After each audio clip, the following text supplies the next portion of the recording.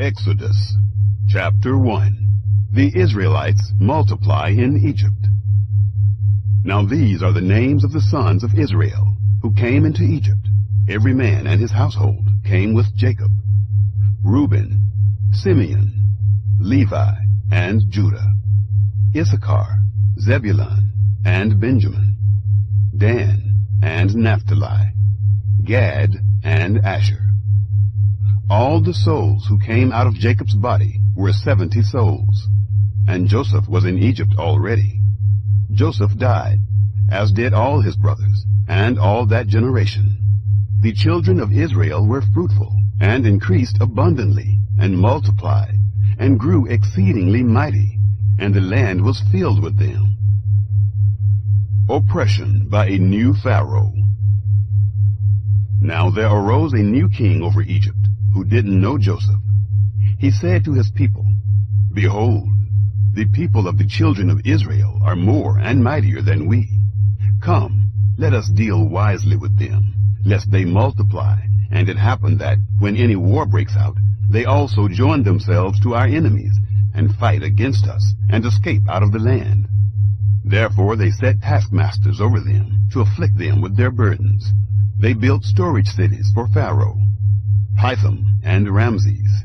But the more they afflicted them, the more they multiplied, and the more they spread out. They were grieved because of the children of Israel. The Egyptians ruthlessly made the children of Israel serve, and they made their lives bitter with hard service, in mortar and in brick, and in all kinds of service in the field, all their service in which they ruthlessly made them serve. Pharaoh orders male children killed. The king of Egypt spoke to the Hebrew midwives, of whom the name of the one was Shiphrah, and the name of the other Puah. And he said, "When you perform the duty of a midwife to the Hebrew women, and see them on the birth stool, if it is a son, then you shall kill him. But if it is a daughter, then she shall live." But the midwives feared God, and didn't do what the king of Egypt commanded them, but saved the baby boys alive. The king of Egypt called for the midwives, and said to them, "Why have you done this thing, and have saved the boys alive?" The midwives said to Pharaoh, "Because the Hebrew women aren't like the Egyptian women, for they are vigorous, and give birth before the midwife comes to them." God dealt well with the midwives, and the people multiplied, and grew very mighty. It happened, because the midwives feared God, that he gave them families. Pharaoh commanded all his people, saying, "You shall cast every son who is born into the river, and every daughter you shall save alive." Chapter 2. The Birth of Moses. A man of the house of Levi went and took a daughter of Levi as his wife. The woman conceived, and bore a son. When she saw that he was a fine child, she hid him 3 months. When she could no longer hide him, she took a papyrus basket for him, and coated it with tar and with pitch. She put the child in it, and laid it in the reeds by the river's bank. His sister stood far off to see what would be done to him. Pharaoh's daughter rescues Moses. Pharaoh's daughter came down to bathe at the river. Her maidens walked along by the riverside. She saw the basket among the reeds, and sent her handmaid to get it. She opened it, and saw the child, and behold, the baby cried. She had compassion on him, and said, "This is one of the Hebrews' children." Then his sister said to Pharaoh's daughter, "Should I go and call a nurse for you from the Hebrew women, that she may nurse the child for you?" Pharaoh's daughter said to her, "Go." The maiden went and called the child's mother. Pharaoh's daughter said to her, "Take this child away and nurse him for me, and I will give you your wages." The woman took the child and nursed it.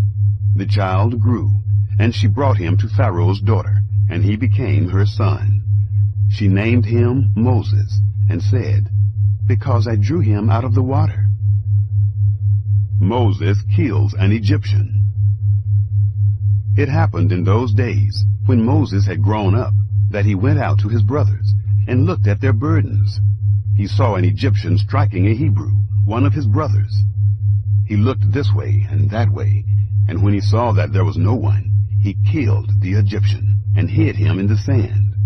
He went out the second day, and behold, 2 men of the Hebrews were fighting with each other. He said to him who did the wrong, "Why do you strike your fellow?" He said, "Who made you a prince and a judge over us? Do you plan to kill me as you killed the Egyptian?" Moses was afraid and said, "Surely this thing is known." Moses flees to Midian. Now when Pharaoh heard this thing, he sought to kill Moses. But Moses fled from the face of Pharaoh, and lived in the land of Midian, and he sat down by a well. Now the priest of Midian had 7 daughters. They came and drew water, and filled the troughs to water their father's flock. The shepherds came and drove them away, but Moses stood up and helped them, and watered their flock. When they came to Reuel, their father, he said, "How is it that you have returned so early today?" They said, "An Egyptian delivered us out of the hand of the shepherds, and moreover he drew water for us and watered the flock." He said to his daughters, "Where is he? Why is it that you have left the man? Call him, that he may eat bread." Moses was content to dwell with the man. He gave Moses Zipporah, his daughter. She bore a son, and he named him Gershom, for he said, "I have lived as a foreigner in a foreign land." God hears the Israelites cry.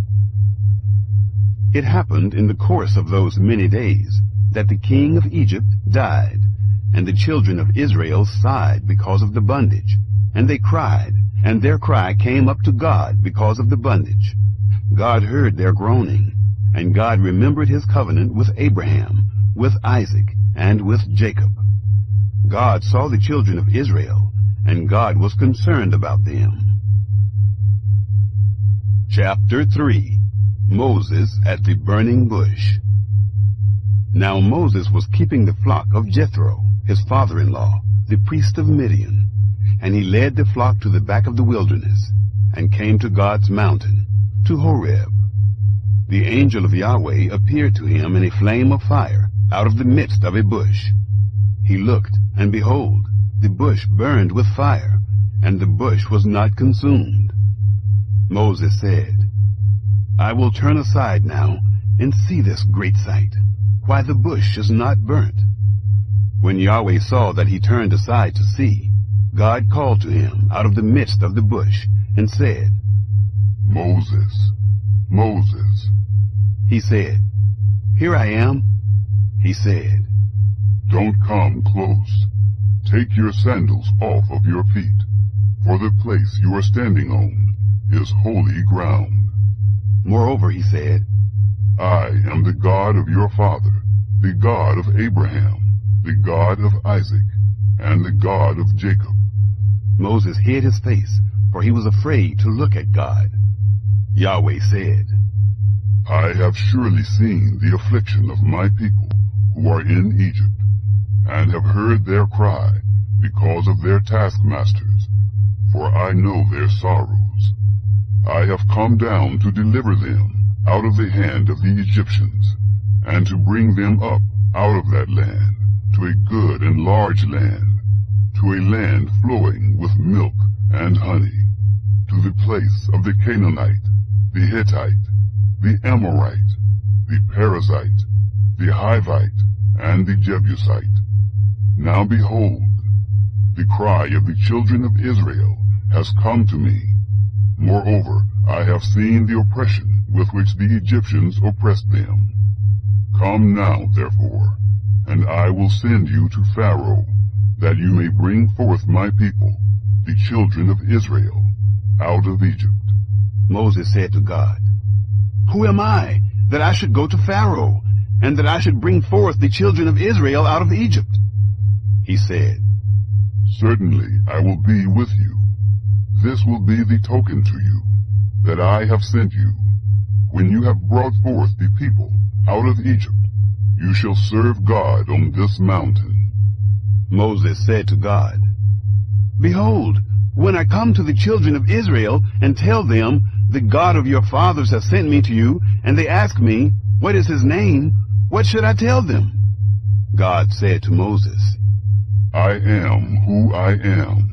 And he said, You shall tell the children of Israel this, I am has sent me to you. God said moreover to Moses, You shall tell the children of Israel this, Yahweh, the God of your fathers, the God of Abraham, the God of Isaac, and the God of Jacob, has sent me to you. This is my name forever, and this is my memorial to all generations. Go and gather the elders of Israel together, and tell them, Yahweh, the God of your fathers, the God of Abraham, of Isaac, and of Jacob, has appeared to me, saying, I have surely visited you, and seen that which is done to you in Egypt. And I have said, I will bring you up out of the affliction of Egypt, to the land of the Canaanite, the Hittite, the Amorite, the Perizzite, the Hivite, and the Jebusite, to a land flowing with milk and honey. They will listen to your voice, and you shall come, you and the elders of Israel, to the king of Egypt, and you shall tell him, Yahweh, the God of the Hebrews, has met with us. Now, please let us go 3 days' journey into the wilderness, that we may sacrifice to Yahweh, our God. I know that the king of Egypt won't give you permission to go. No, not by a mighty hand. I will put forth my hand and strike Egypt with all my wonders, which I will do in its midst. And after that, he will let you go. I will give this people favor in the sight of the Egyptians. And it will happen that when you go, you shall not go empty-handed, but every woman shall ask of her neighbor, and of her who visits her house, jewels of silver, jewels of gold, and clothing, and you shall put them on your sons and on your daughters. You shall plunder the Egyptians. Chapter 4. Moses' Staff. Moses answered, But behold, they will not believe me, nor listen to my voice. For they will say, Yahweh has not appeared to you. Yahweh said to him, What is that in your hand? He said, A rod. He said, Throw it on the ground. He threw it on the ground, and it became a snake, and Moses ran away from it. Yahweh said to Moses, Put forth your hand, and take it by the tail. He put forth his hand and laid hold of it, and it became a rod in his hand. That they may believe that Yahweh, the God of their fathers, the God of Abraham, the God of Isaac, and the God of Jacob, has appeared to you. Moses' hand. Yahweh said furthermore to him, Now put your hand inside your cloak. He put his hand inside his cloak, and when he took it out, behold, his hand was leprous, as white as snow. He said, Put your hand inside your cloak again. He put his hand inside his cloak again, and when he took it out of his cloak, behold, it had turned again as his other flesh. It will happen, if they will neither believe you, nor listen to the voice of the first sign, that they will believe the voice of the latter sign. It will happen, if they will not believe even these 2 signs, neither listen to your voice, that you shall take of the water of the river, and pour it on the dry land. The water which you take out of the river will become blood on the dry land. The appointment of Aaron. Moses said to Yahweh, O Lord, I am not eloquent, neither before now, nor since you have spoken to your servant, for I am slow of speech, and of a slow tongue. Yahweh said to him, Who made man's mouth? Or who makes one mute, or deaf, or seeing, or blind? Isn't it I, Yahweh? Now therefore go, and I will be with your mouth, and teach you what you shall speak. He said, O Lord, Please send someone else."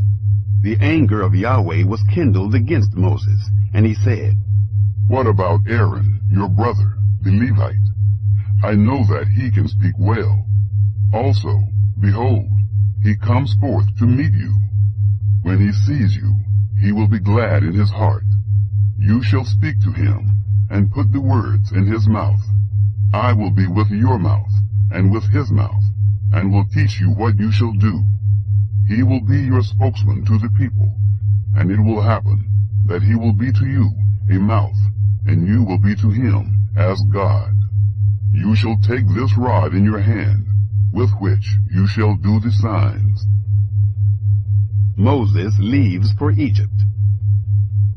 Moses went and returned to Jethro his father-in-law, and said to him, "Please, let me go and return to my brothers who are in Egypt, and see whether they are still alive." Jethro said to Moses, "Go in peace." Yahweh said to Moses in Midian, "Go, return into Egypt, for all the men who sought your life are dead." Moses took his wife and his sons, and set them on a donkey, and he returned to the land of Egypt. Moses took God's rod in his hand. Yahweh said to Moses, "When you go back into Egypt, see that you do before Pharaoh all the wonders which I have put in your hand. But I will harden his heart, and he will not let the people go.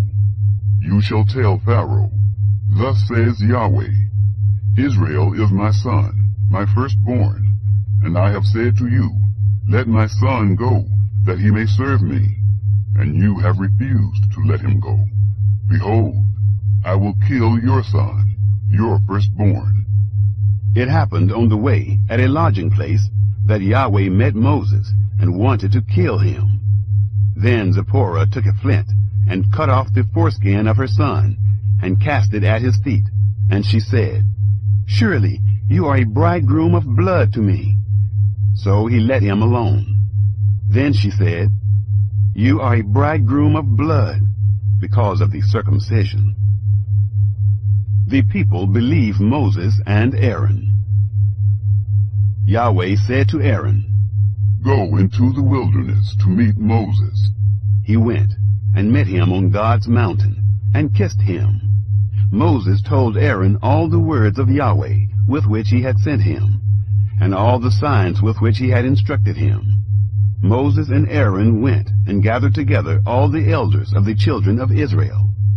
Aaron spoke all the words which Yahweh had spoken to Moses, and did the signs in the sight of the people. The people believed, and when they heard that Yahweh had visited the children of Israel, and that he had seen their affliction, then they bowed their heads and worshipped. Chapter 5. Pharaoh's first refusal.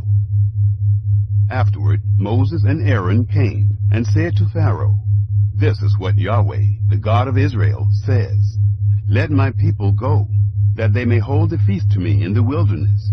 Pharaoh said, "Who is Yahweh, that I should listen to his voice to let Israel go?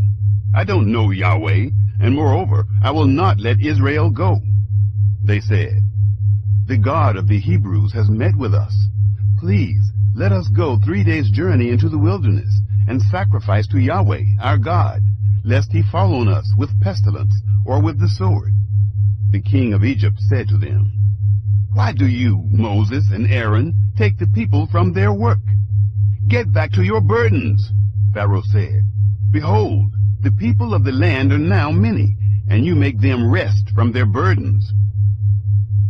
Bricks and straw. The same day Pharaoh commanded the taskmasters of the people and their officers, saying, "You shall no longer give the people straw to make brick as before.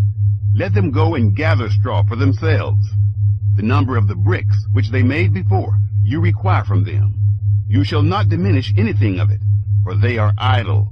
Therefore they cry, saying, 'Let us go and sacrifice to our God.' Let heavier work be laid on the men, that they may labor therein, and don't let them pay any attention to lying words."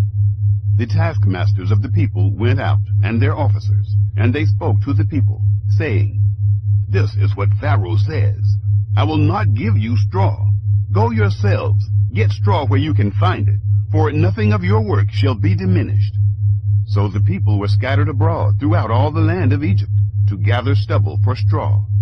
The taskmasters were urgent, saying, Fulfill your work quota daily, as when there was straw. The officers of the children of Israel, whom Pharaoh's taskmasters had set over them, were beaten and demanded, Why haven't you fulfilled your quota, both yesterday and today, in making brick as before? The Israelites cry.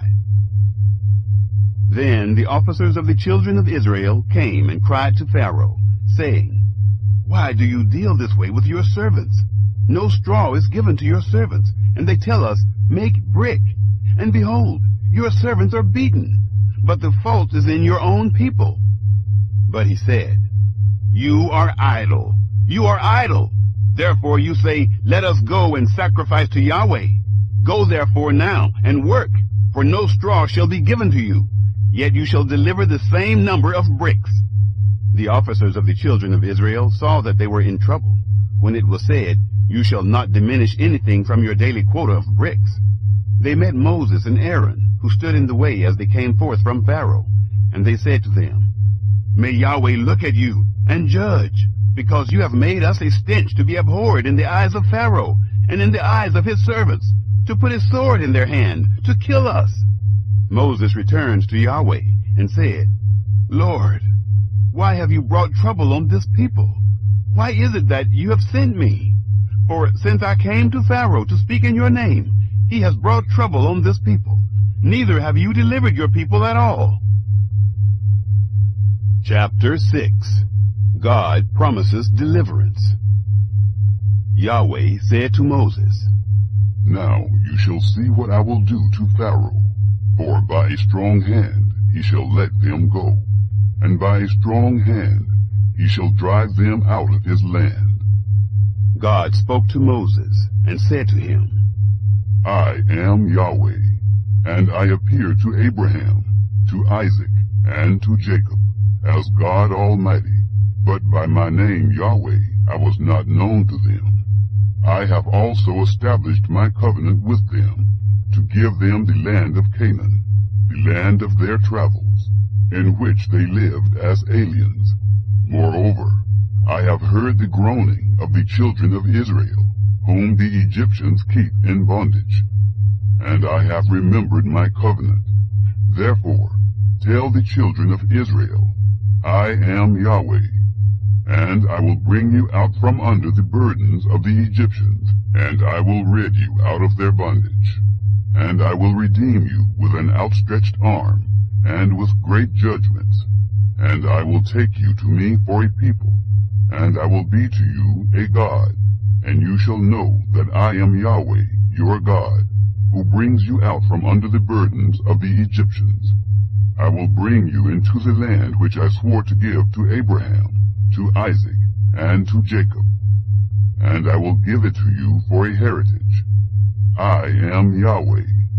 Moses spoke to the children of Israel, but they didn't listen to Moses for anguish of spirit and for cruel bondage. Moses and Aaron sent to Pharaoh. Yahweh spoke to Moses, saying, Go in, speak to Pharaoh, king of Egypt, that he let the children of Israel go out of his land. Moses spoke before Yahweh, saying, Behold, the children of Israel haven't listened to me. How then shall Pharaoh listen to me, who am of uncircumcised lips?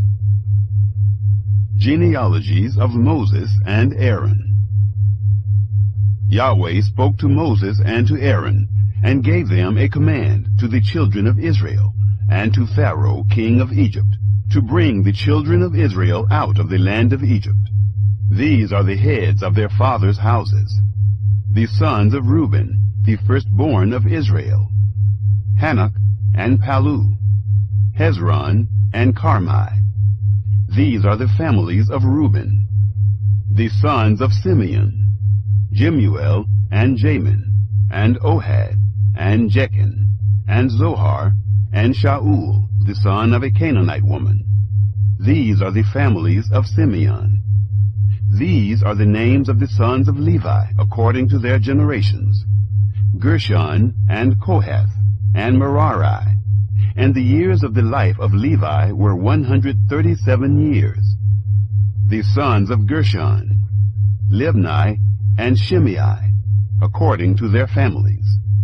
The sons of Kohath, Amram, and Izhar, and Hebron, and Uzziel. And the years of the life of Kohath were 133 years. The sons of Merari, Mahli, and Mushai. These are the families of the Levites, according to their generations.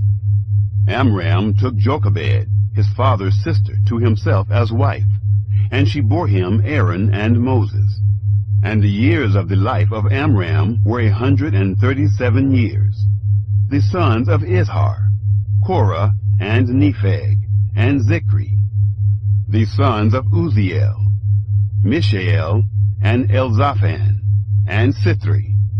Aaron took Elisheba, the daughter of Amminadab, the sister of Nahshon, as his wife, and she bore him Nadab and Abihu, Eleazar and Ithamar. The sons of Korah, Asir, and Elkanah, and Abiasaph. These are the families of the Korahites. Eleazar, Aaron's son, took one of the daughters of Putiel as his wife, and she bore him Phinehas. These are the heads of the fathers' houses of the Levites, according to their families. Moses and Aaron's story recounted. These are that Aaron and Moses, to whom Yahweh said, Bring out the children of Israel from the land of Egypt, according to their armies. These are those who spoke to Pharaoh, king of Egypt, to bring out the children of Israel from Egypt. These are that Moses and Aaron. It happened on the day that Yahweh spoke to Moses in the land of Egypt, that Yahweh spoke to Moses, saying, I am Yahweh. Speak to Pharaoh, king of Egypt, all that I speak to you. Moses said before Yahweh, Behold, I am of uncircumcised lips, and how shall Pharaoh listen to me?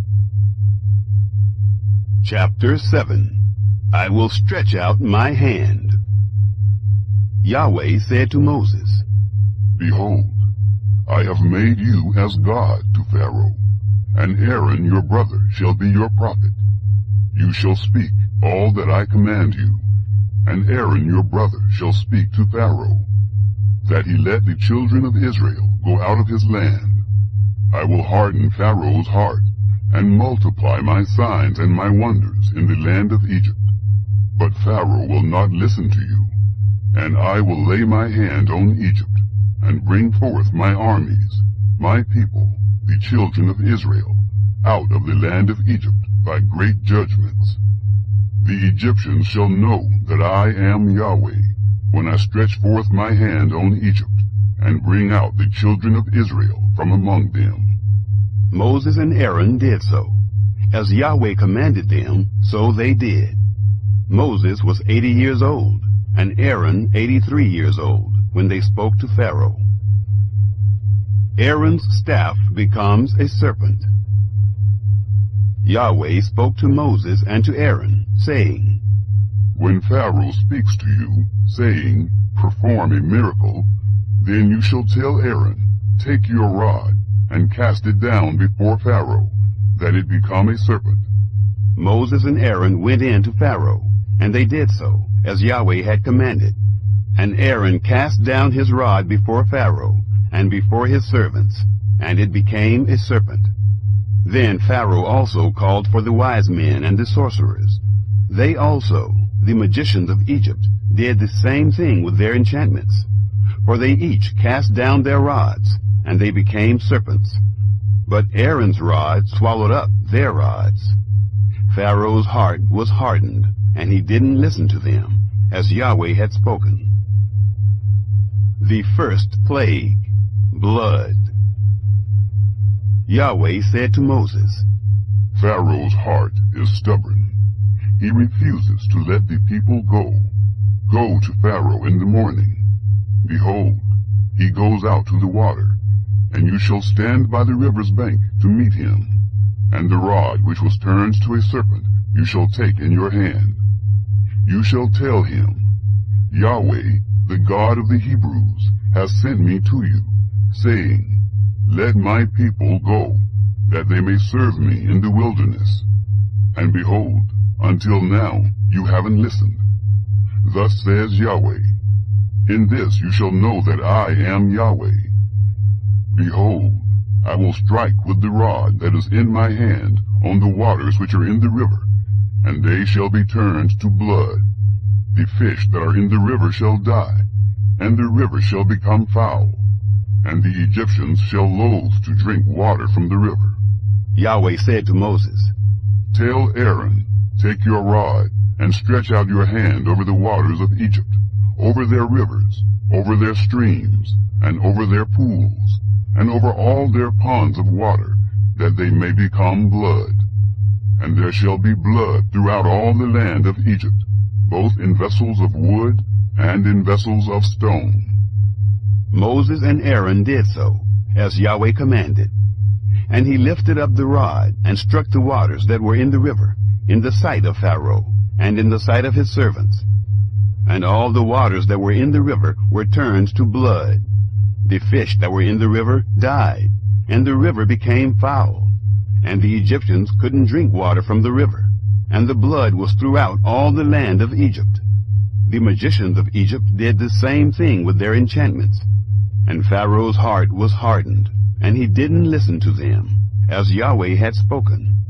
Pharaoh turned and went into his house, neither did he lay even this to heart.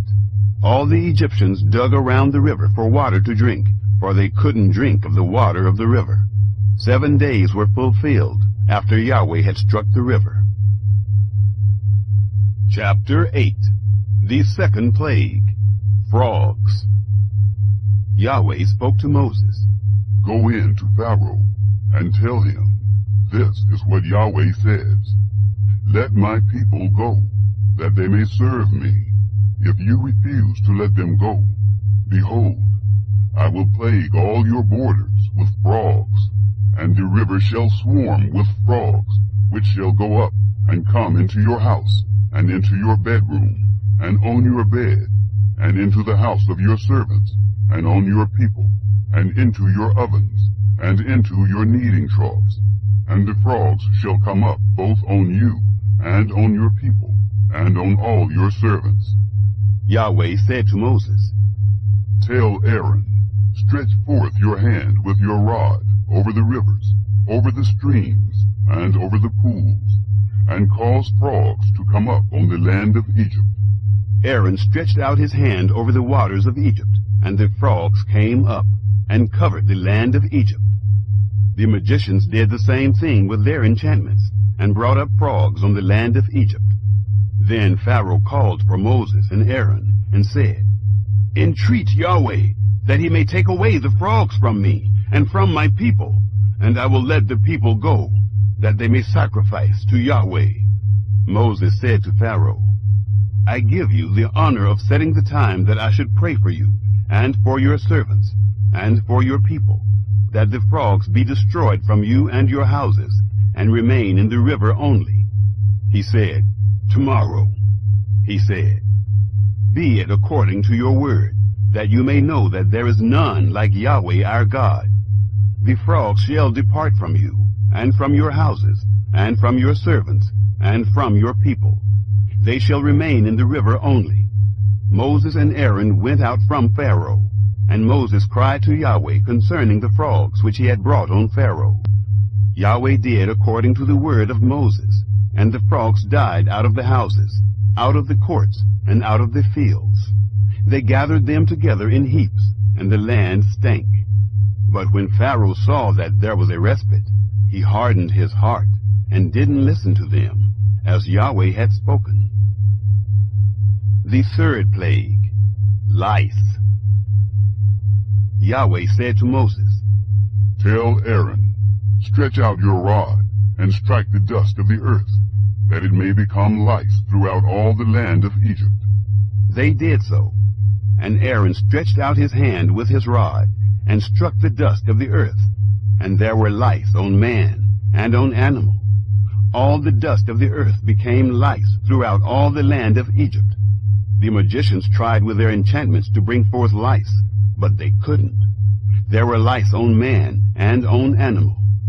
Then the magicians said to Pharaoh, "This is the finger of God."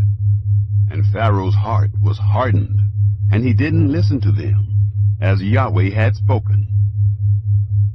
The fourth plague, flies. Yahweh said to Moses, Rise up early in the morning, and stand before Pharaoh.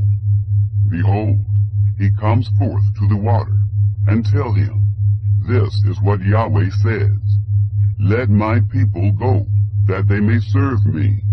Else, if you will not let my people go, behold, I will send swarms of flies on you, and on your servants, and on your people, and into your houses, and the houses of the Egyptians shall be full of swarms of flies, and also the ground whereon they are.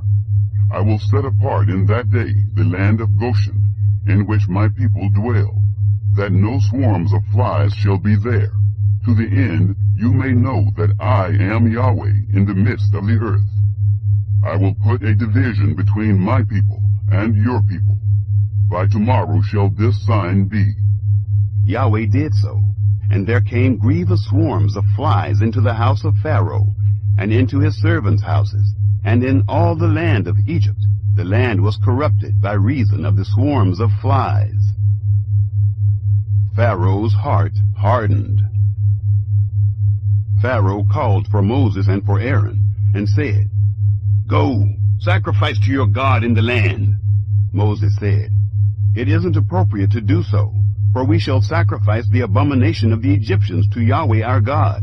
Behold, shall we sacrifice the abomination of the Egyptians before their eyes, and won't they stone us? We will go 3 days' journey into the wilderness, and sacrifice to Yahweh our God, as he shall command us. Pharaoh said, I will let you go, that you may sacrifice to Yahweh your God in the wilderness. Only you shall not go very far away. Pray for me.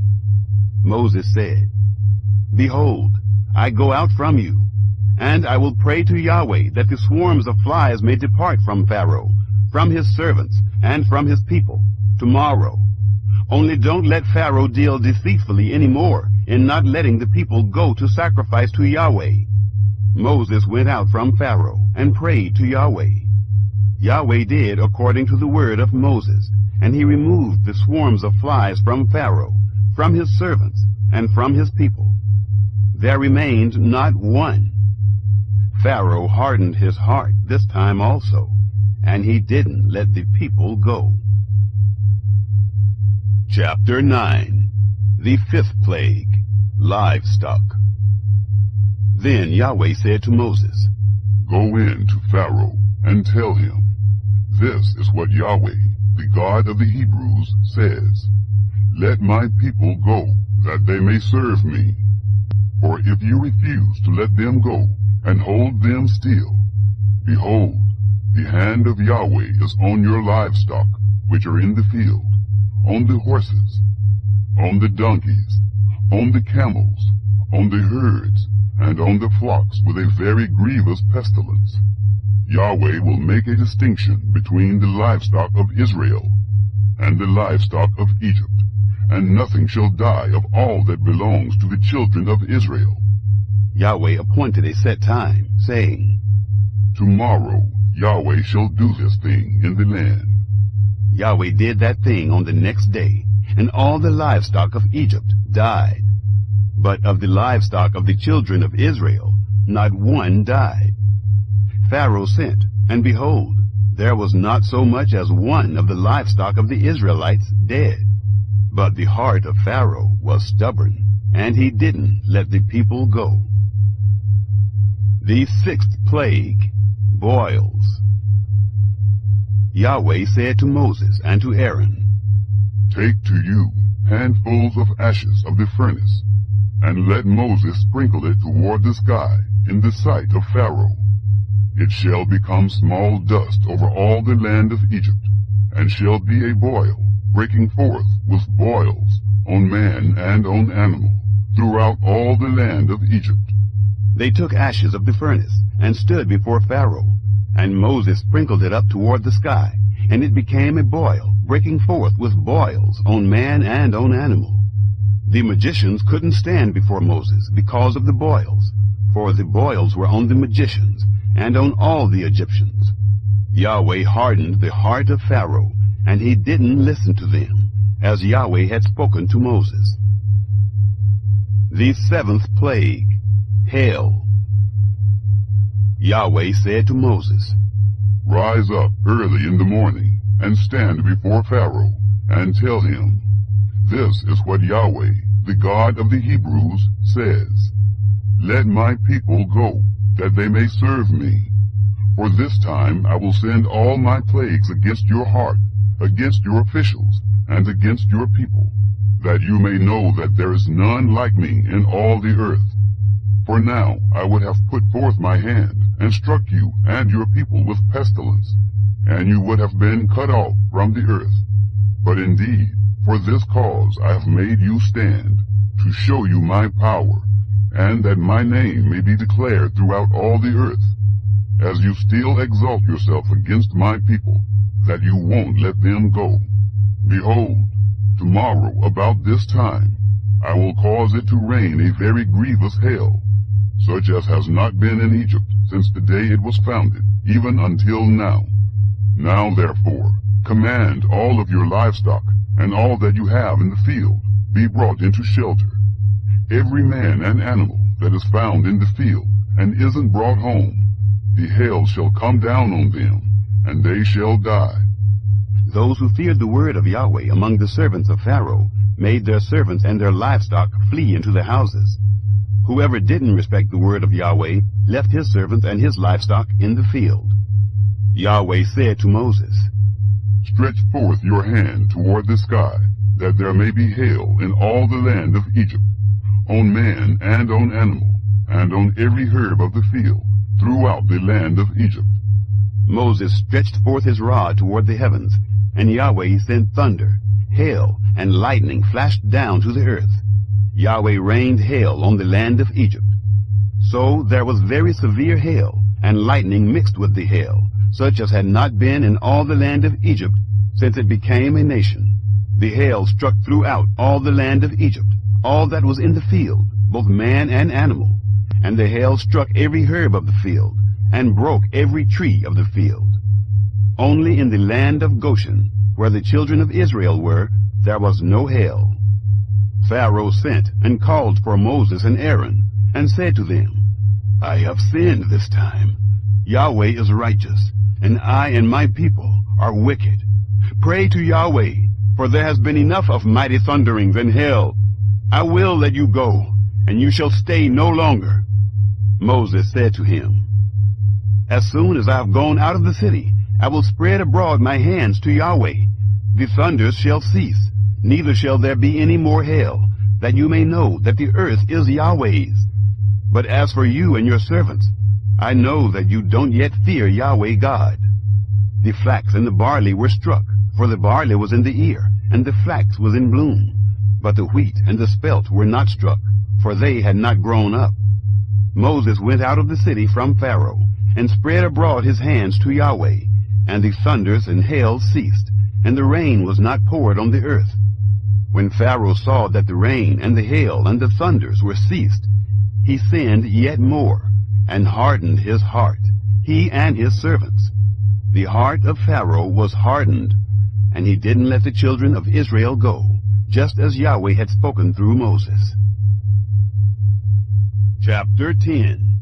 The eighth plague, locusts. Yahweh said to Moses, Go in to Pharaoh, for I have hardened his heart, and the heart of his servants, that I may show these my signs in the midst of them, and that you may tell in the hearing of your son, and of your son's son, what things I have done to Egypt, and my signs which I have done among them, that you may know that I am Yahweh. Moses and Aaron went in to Pharaoh, and said to him, This is what Yahweh, the God of the Hebrews, says. How long will you refuse to humble yourself before me? Let my people go, that they may serve me.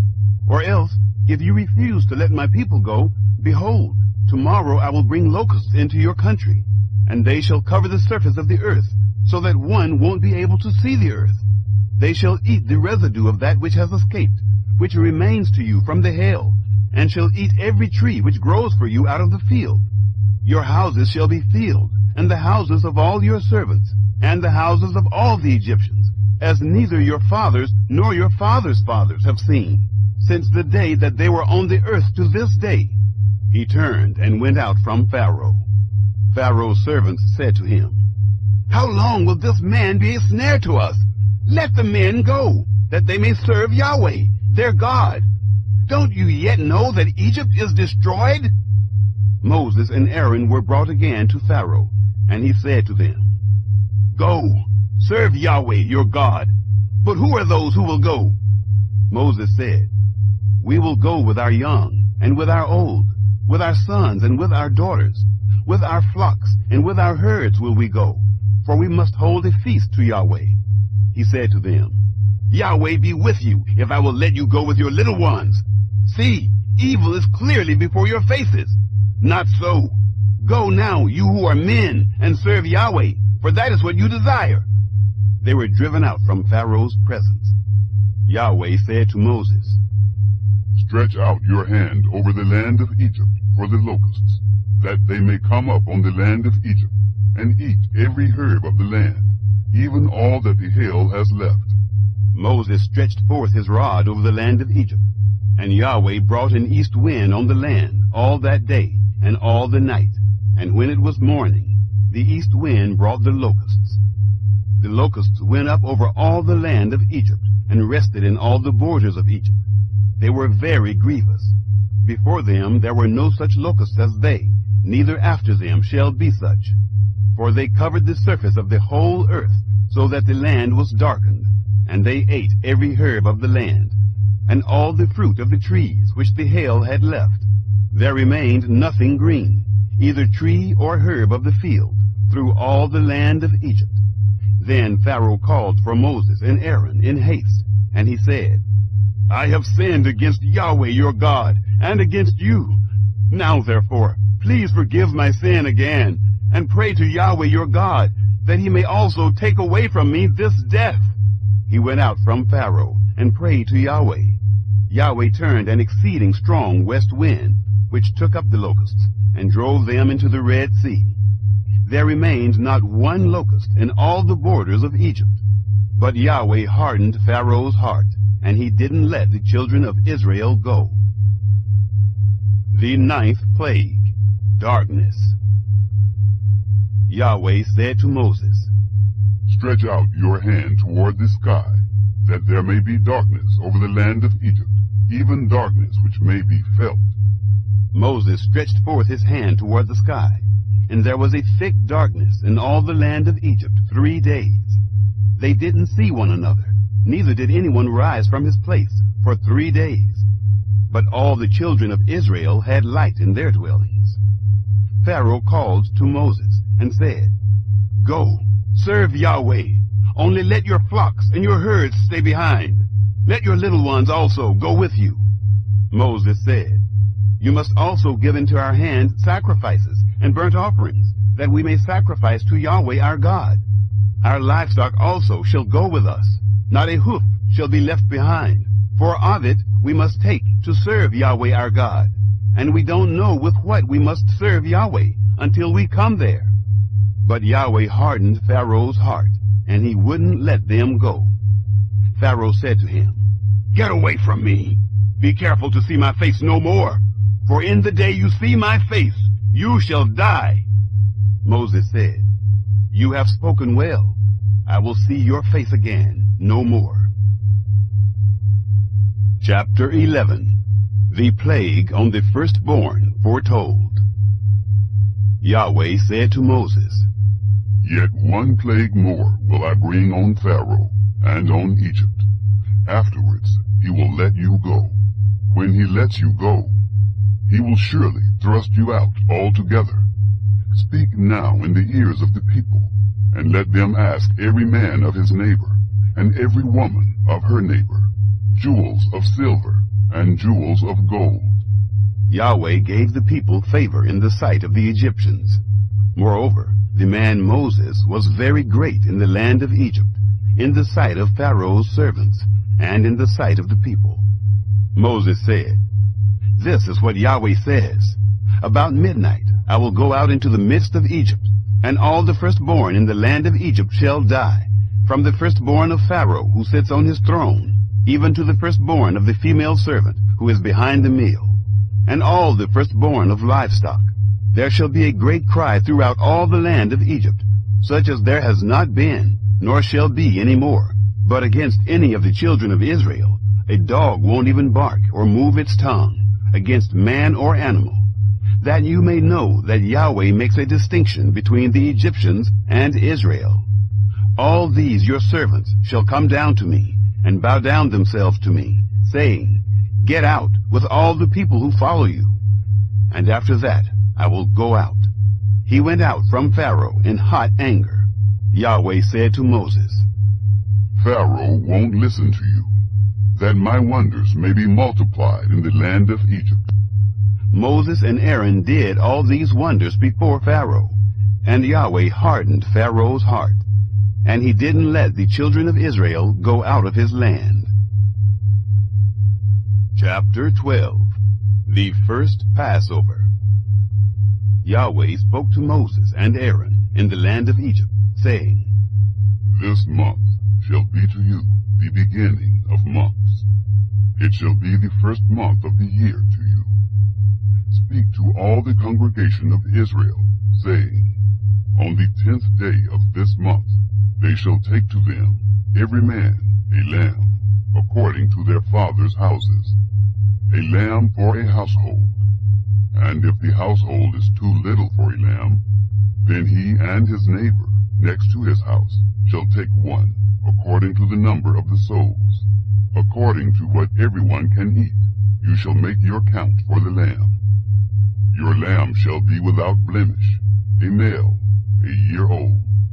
You shall take it from the sheep or from the goats, and you shall keep it until the 14th day of the same month.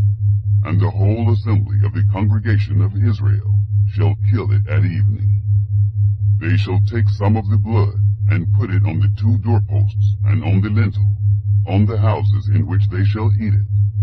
They shall eat the flesh in that night, roasted with fire, and unleavened bread. They shall eat it with bitter herbs. Don't eat it raw, nor boiled at all with water, but roast it with fire, with its head, its legs, and its inner parts. You shall let nothing of it remain until the morning, but that which remains of it until the morning you shall burn with fire. This is how you shall eat it, with your belt on your waist, your shoes on your feet, and your staff in your hand, and you shall eat it in haste. It is Yahweh's Passover. For I will go through the land of Egypt in that night, and will strike all the firstborn in the land of Egypt, both man and animal. Against all the gods of Egypt I will execute judgments. I am Yahweh. The blood shall be to you for a token on the houses where you are. And when I see the blood, I will pass over you, and there shall no plague be on you to destroy you when I strike the land of Egypt. The Feast of Unleavened Bread. This day shall be to you for a memorial, and you shall keep it a feast to Yahweh. Throughout your generations you shall keep it a feast by an ordinance forever. 7 days you shall eat unleavened bread. Even the first day you shall put away yeast out of your houses. For whoever eats leavened bread from the first day until the 7th day, that soul shall be cut off from Israel.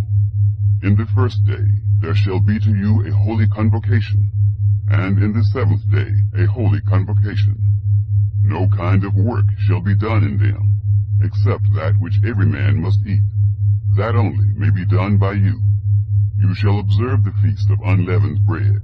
For in this same day have I brought your armies out of the land of Egypt. Therefore, You shall observe this day throughout your generations, by an ordinance, forever. In the first month, on the 14th day of the month, at evening, you shall eat unleavened bread, until the 21st day of the month, at evening. 7 days shall there be no yeast found in your houses, for whoever eats that which is leavened, that soul shall be cut off from the congregation of Israel, whether he be a foreigner, or one who is born in the land.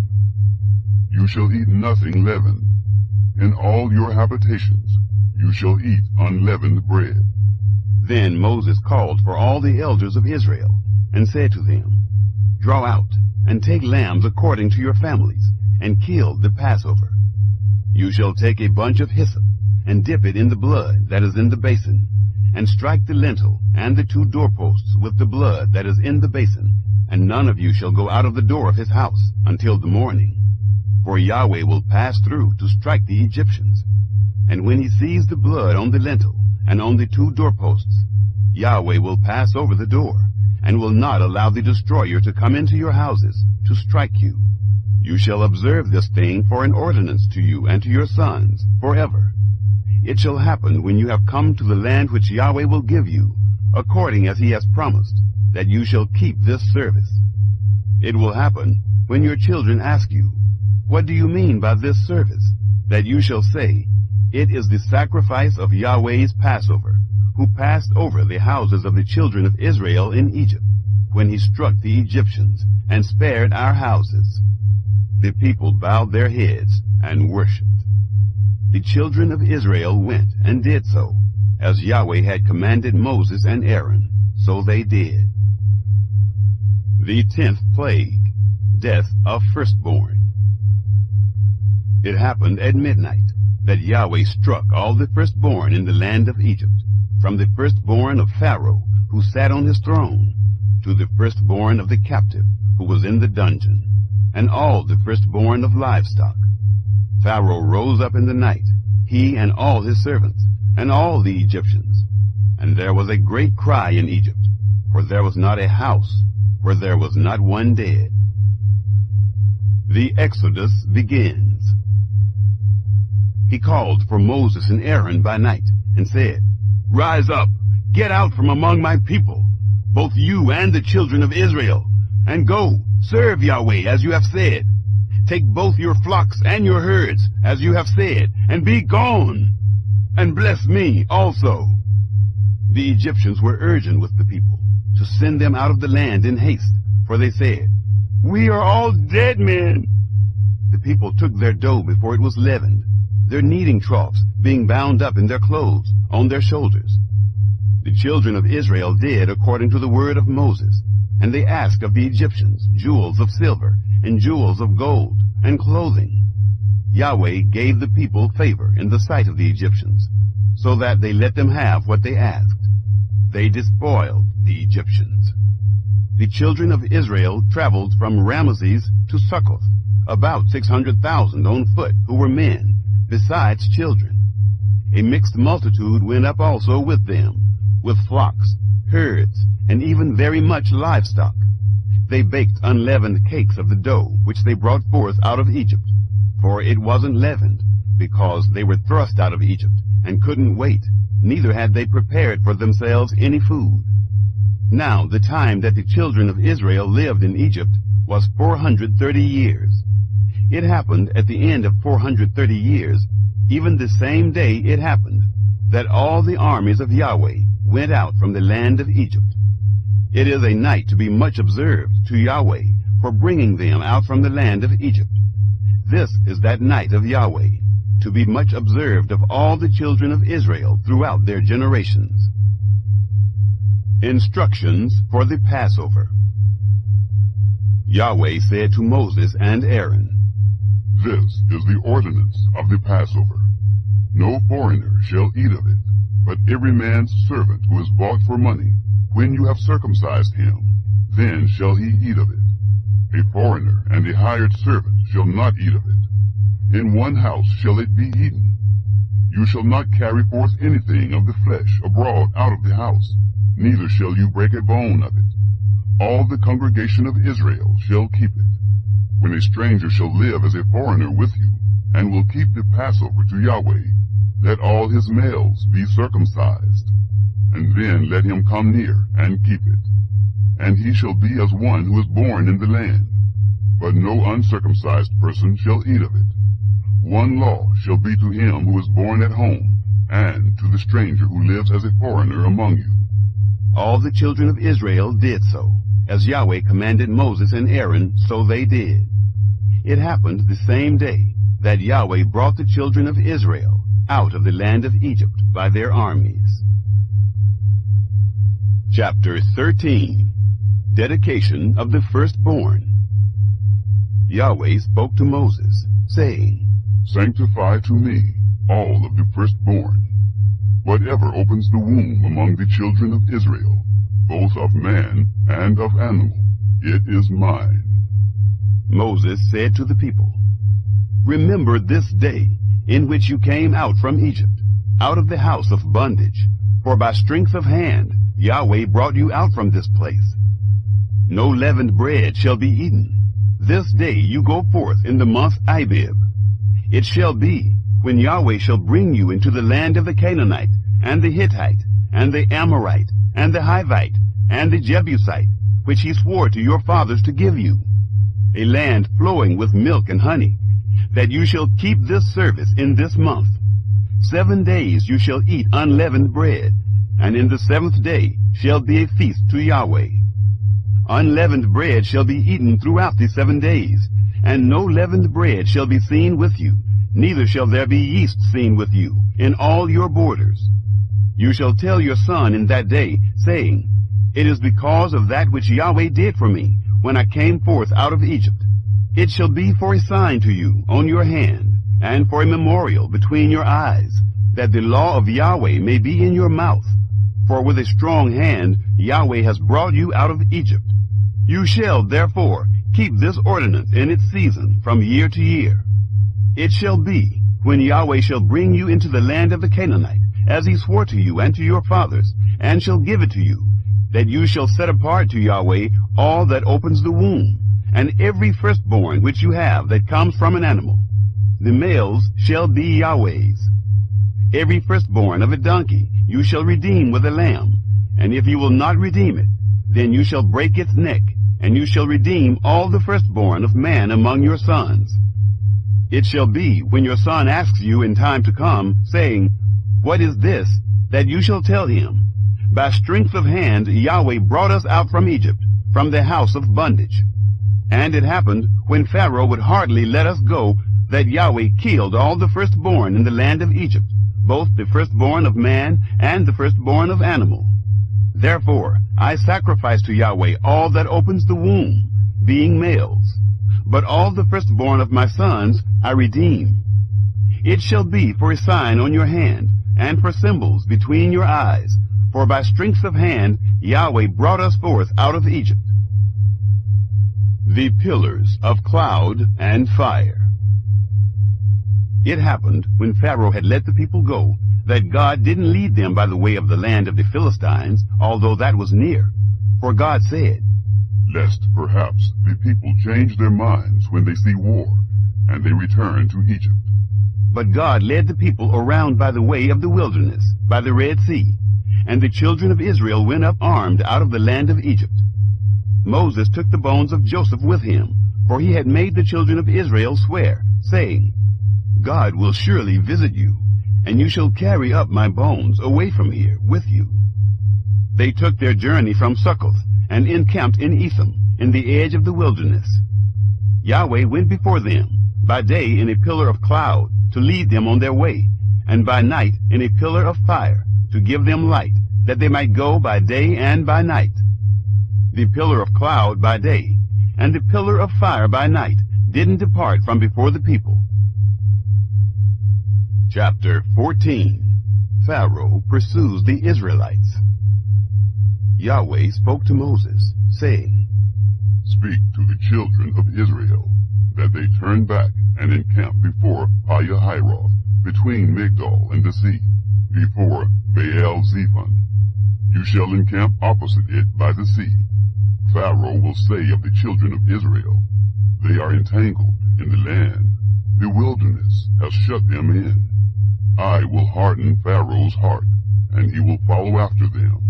And I will get honor over Pharaoh and over all his armies, and the Egyptians shall know that I am Yahweh. They did so. It was told the king of Egypt that the people had fled, and the heart of Pharaoh and of his servants was changed towards the people. And they said, "What is this we have done, that we have let Israel go from serving us?" He prepared his chariot and took his army with him. And he took 600 chosen chariots, and all the chariots of Egypt, and captains over all of them. Yahweh hardened the heart of Pharaoh, king of Egypt, and he pursued after the children of Israel. For the children of Israel went out with a high hand. The Egyptians pursued after them, all the horses and chariots of Pharaoh, his horsemen, and his army, and overtook them encamping by the sea, beside Pihahiroth, before Baal-zephon. When Pharaoh drew near, the children of Israel lifted up their eyes, and behold, the Egyptians were marching after them, and they were very afraid. The children of Israel cried out to Yahweh.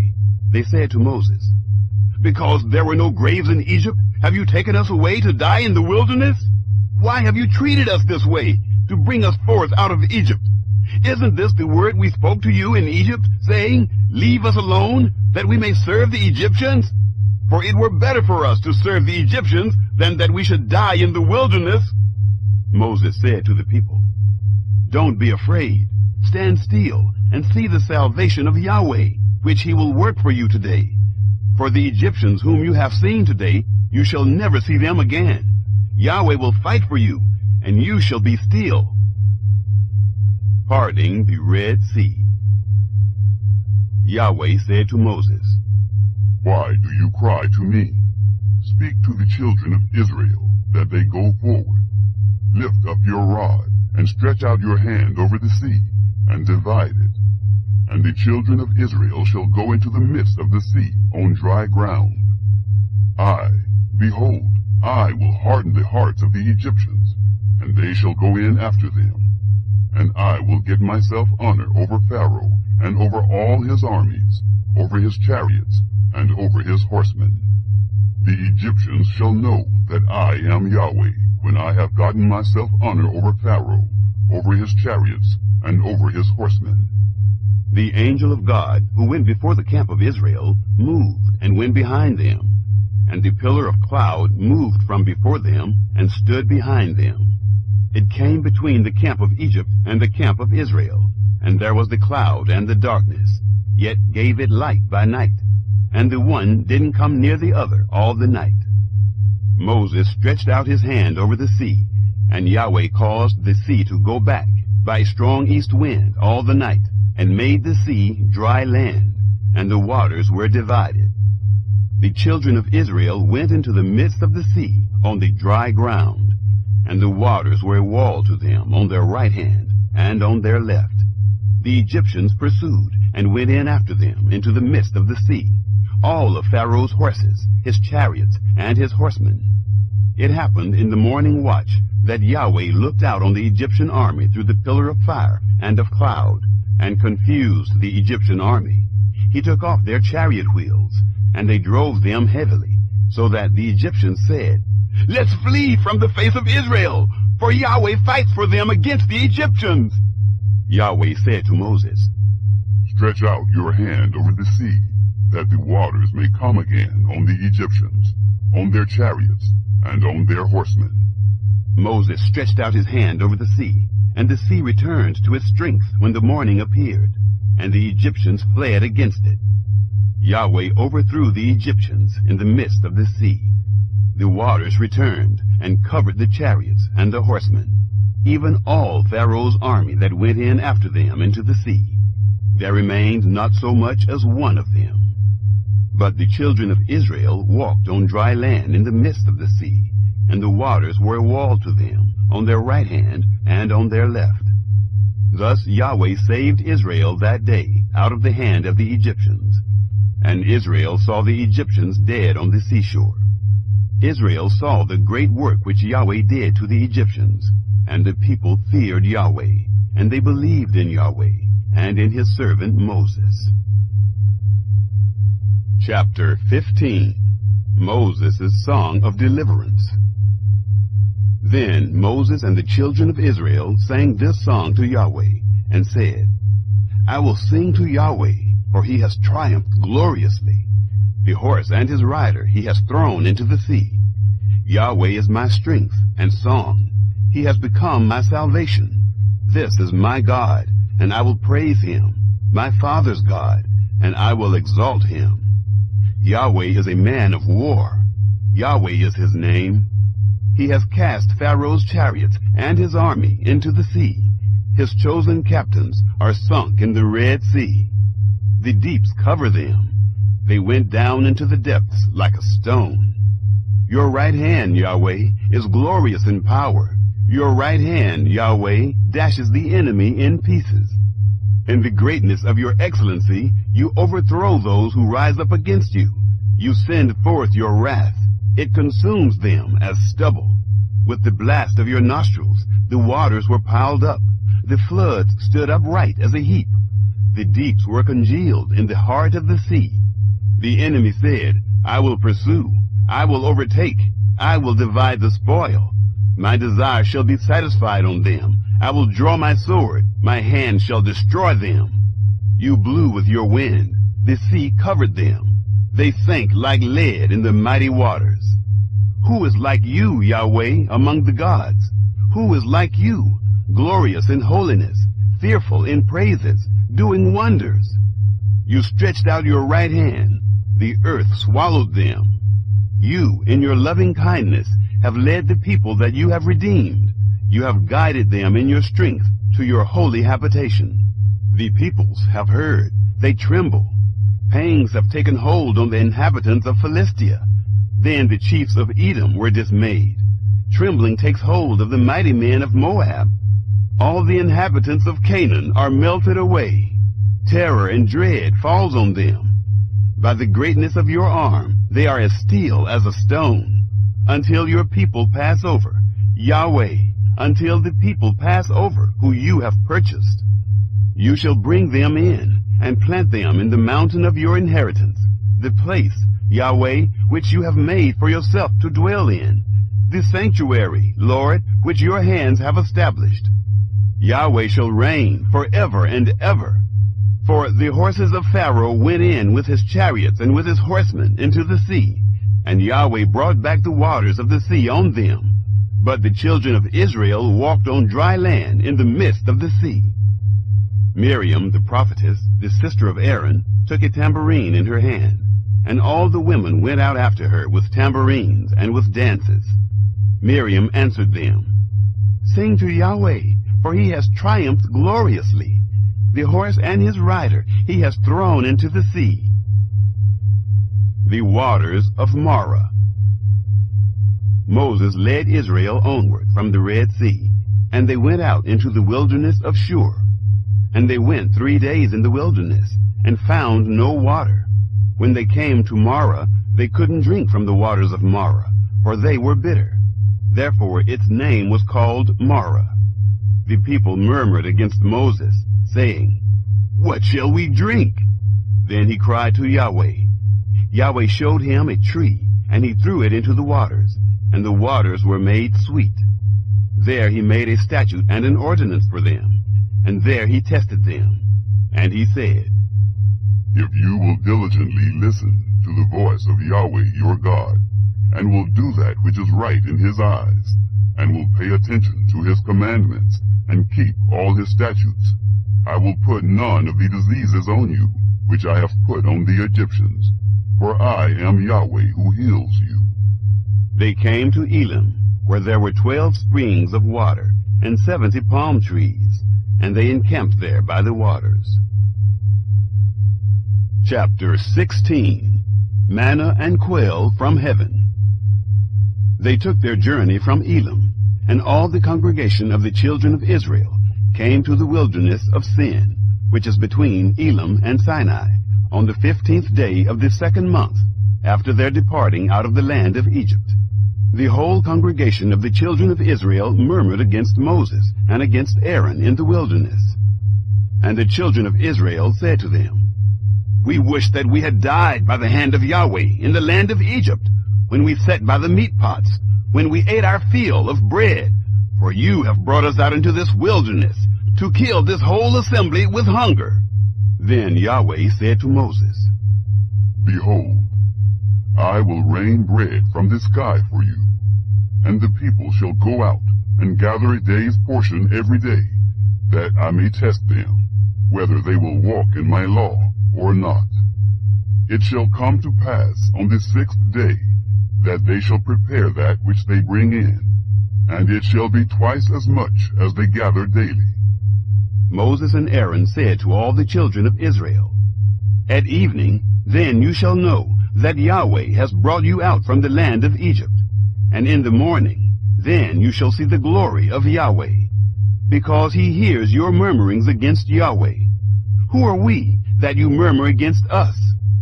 Moses said, Now Yahweh shall give you meat to eat in the evening, and in the morning bread to satisfy you, because Yahweh hears your murmurings which you murmur against him. And who are we? Your murmurings are not against us, but against Yahweh. Moses said to Aaron, Tell all the congregation of the children of Israel, Come near before Yahweh, for he has heard your murmurings. It happened, as Aaron spoke to the whole congregation of the children of Israel, that they looked toward the wilderness, and behold, the glory of Yahweh appeared in the cloud. Yahweh spoke to Moses, saying, I have heard the murmurings of the children of Israel. Speak to them, saying, At evening you shall eat meat, and in the morning you shall be filled with bread, and you shall know that I am Yahweh your God. It happened at evening that quail came up and covered the camp, and in the morning the dew lay around the camp. When the dew that lay had gone, behold, on the surface of the wilderness was a small round thing, small as the frost on the ground. When the children of Israel saw it, they said one to another, What is it? For they didn't know what it was. Moses said to them, It is the bread which Yahweh has given you to eat. This is the thing which Yahweh has commanded. Gather of it everyone according to his eating, an omer a head. According to the number of your persons you shall take it, every man for those who are in his tent. The children of Israel did so, and gathered, some more, some less. When they measured it with an omer, he who gathered much had nothing over, and he who gathered little had no lack. They gathered every man according to his eating. Moses said to them, Let no one leave of it until the morning. Notwithstanding, they didn't listen to Moses, but some of them left of it until the morning, and it bred worms and became foul, and Moses was angry with them. They gathered it morning by morning, everyone according to his eating. When the sun grew hot, it melted. The Sabbath observed. It happened that on the 6th day they gathered twice as much bread, 2 omers for each one. And all the rulers of the congregation came and told Moses. He said to them, This is that which Yahweh has spoken. Tomorrow is a solemn rest, a holy Sabbath to Yahweh. Bake that which you want to bake, and boil that which you want to boil, and all that remains over lay up for yourselves to be kept until the morning. They laid it up until the morning, as Moses asked, and it didn't become foul, neither was there any worm in it. Moses said, Eat that today, for today is a Sabbath to Yahweh. Today you shall not find it in the field. 6 days you shall gather it, but on the 7th day is the Sabbath. In it there shall be none. It happened on the 7th day that some of the people went out to gather, and they found none. Yahweh said to Moses, How long do you refuse to keep my commandments and my laws? Behold, because Yahweh has given you the Sabbath, therefore he gives you on the 6th day the bread of 2 days. Everyone stay in his place. Let no one go out of his place on the 7th day. So the people rested on the 7th day. The house of Israel called its name manna, and it was like coriander seed, white, and its taste was like wafers with honey. Moses said, This is the thing which Yahweh has commanded. Let an omer full of it be kept throughout your generations, that they may see the bread with which I fed you in the wilderness, when I brought you forth from the land of Egypt. Moses said to Aaron, Take a pot, and put an omer full of manna in it, and lay it up before Yahweh, to be kept throughout your generations. As Yahweh commanded Moses, so Aaron laid it up before the testimony, to be kept. The children of Israel ate the manna 40 years, until they came to an inhabited land. They ate the manna until they came to the borders of the land of Canaan. Now an omer is the 10th part of an ephah. Chapter 17. Water from the Rock. All the congregation of the children of Israel traveled from the wilderness of Sin by their journeys according to Yahweh's commandment, and encamped in Rephidim. But there was no water for the people to drink. Therefore the people quarreled with Moses, and said, Give us water to drink. Moses said to them, Why do you quarrel with me? Why do you test Yahweh? The people were thirsty for water there, and the people murmured against Moses, and said, Why have you brought us up out of Egypt to kill us, our children and our livestock, with thirst? Moses cried to Yahweh, saying, What shall I do with these people? They are almost ready to stone me. Yahweh said to Moses, Walk on before the people, and take the elders of Israel with you, and take the rod in your hand, with which you struck the Nile, and go. Behold, I will stand before you there on the rock in Horeb. You shall strike the rock, and water will come out of it, that the people may drink. Moses did so in the sight of the elders of Israel. He called the name of the place Massah and Meribah, because the children of Israel quarreled, and because they tested Yahweh, saying, Is Yahweh among us or not? The defeat of the Amalekites. Then Amalek came and fought with Israel in Rephidim. Moses said to Joshua, Choose men for us, and go out, fight with Amalek.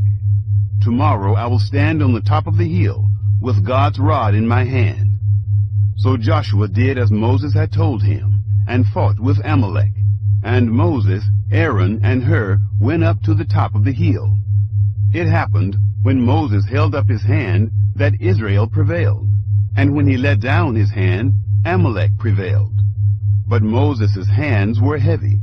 And they took a stone, and put it under him, and he sat on it. Aaron and Hur held up his hands, the one on the one side, and the other on the other side.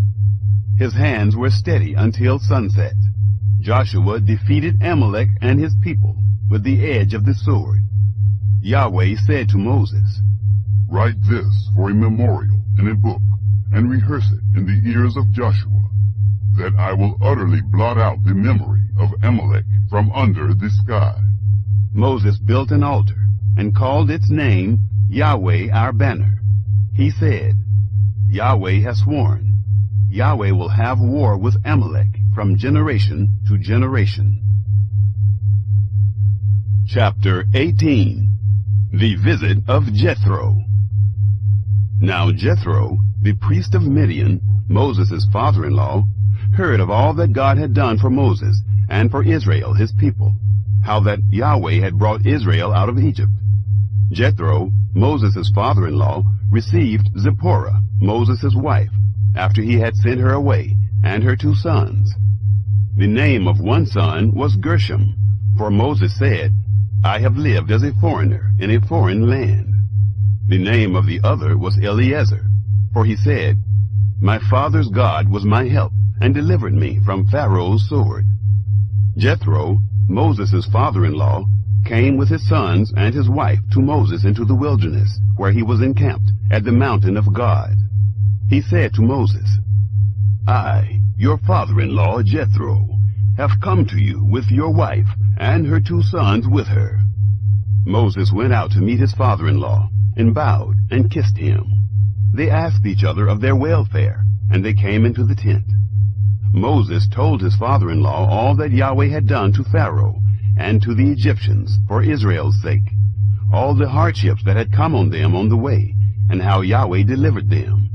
Jethro rejoiced for all the goodness which Yahweh had done to Israel, in that he had delivered them out of the hand of the Egyptians. Jethro said, "Blessed be Yahweh, who has delivered you out of the hand of the Egyptians, and out of the hand of Pharaoh, who has delivered the people from under the hand of the Egyptians. Now I know that Yahweh is greater than all gods, because of the thing in which they dealt arrogantly against them." Jethro, Moses' father-in-law, took a burnt offering and sacrifices for God. Aaron came with all of the elders of Israel to eat bread with Moses' father-in-law before God. Jethro advises Moses. It happened on the next day that Moses sat to judge the people, and the people stood around Moses from the morning to the evening. When Moses' father-in-law saw all that he did to the people, he said, "What is this thing that you do for the people? Why do you sit alone, and all the people stand around you from morning to evening?" Moses said to his father-in-law, "Because the people come to me to inquire of God. When they have a matter, they come to me, and I judge between a man and his neighbor, and I make them know the statutes of God and his laws." Moses' father-in-law said to him, "The thing that you do is not good. You will surely wear away, both you and this people that is with you, for the thing is too heavy for you. You are not able to perform it yourself alone. Listen now to my voice. I will give you counsel, and God be with you. You represent the people before God, and bring the causes to God.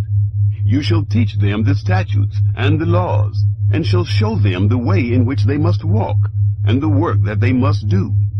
Moreover, you shall provide out of all the people able men, such as fear God, men of truth, hating unjust gain, and place such over them to be rulers of thousands, rulers of hundreds, rulers of 50s, and rulers of 10s.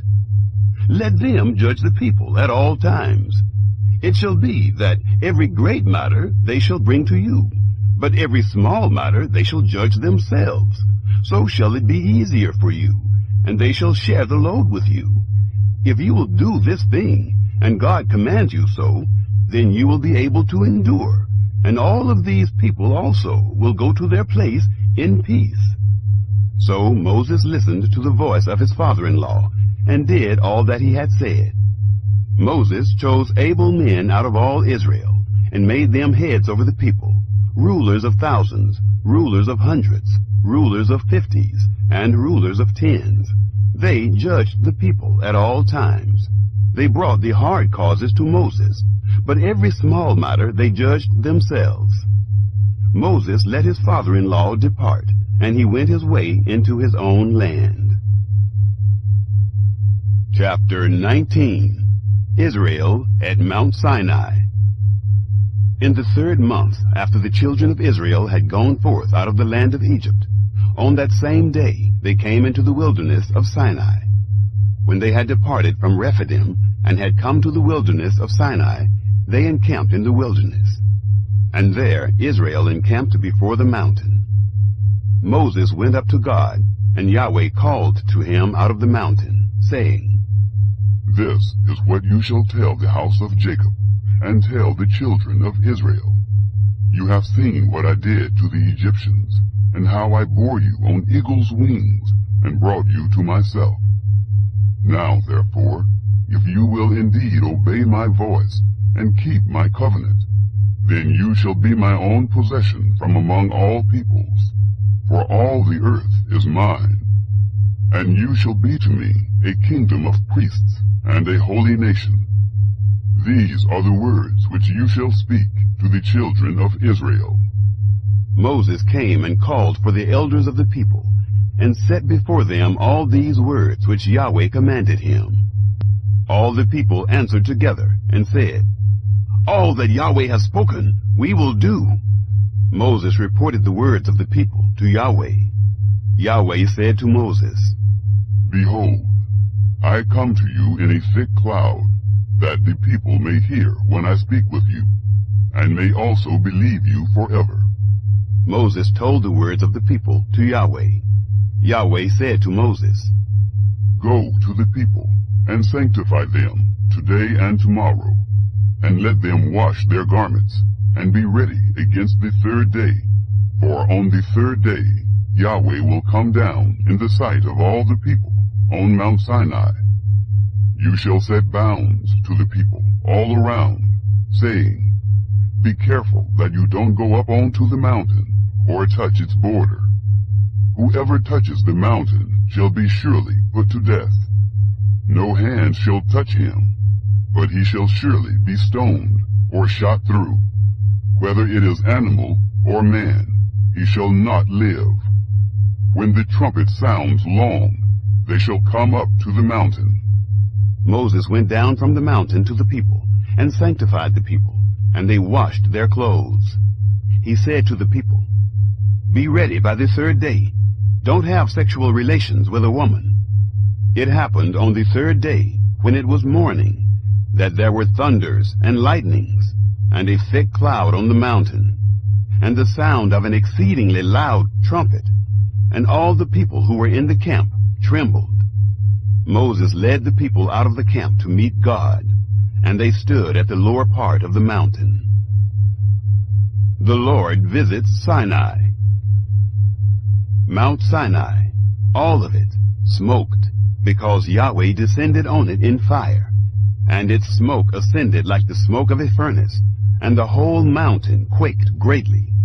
When the sound of the trumpet grew louder and louder, Moses spoke, and God answered him by a voice. Yahweh came down on Mount Sinai, to the top of the mountain.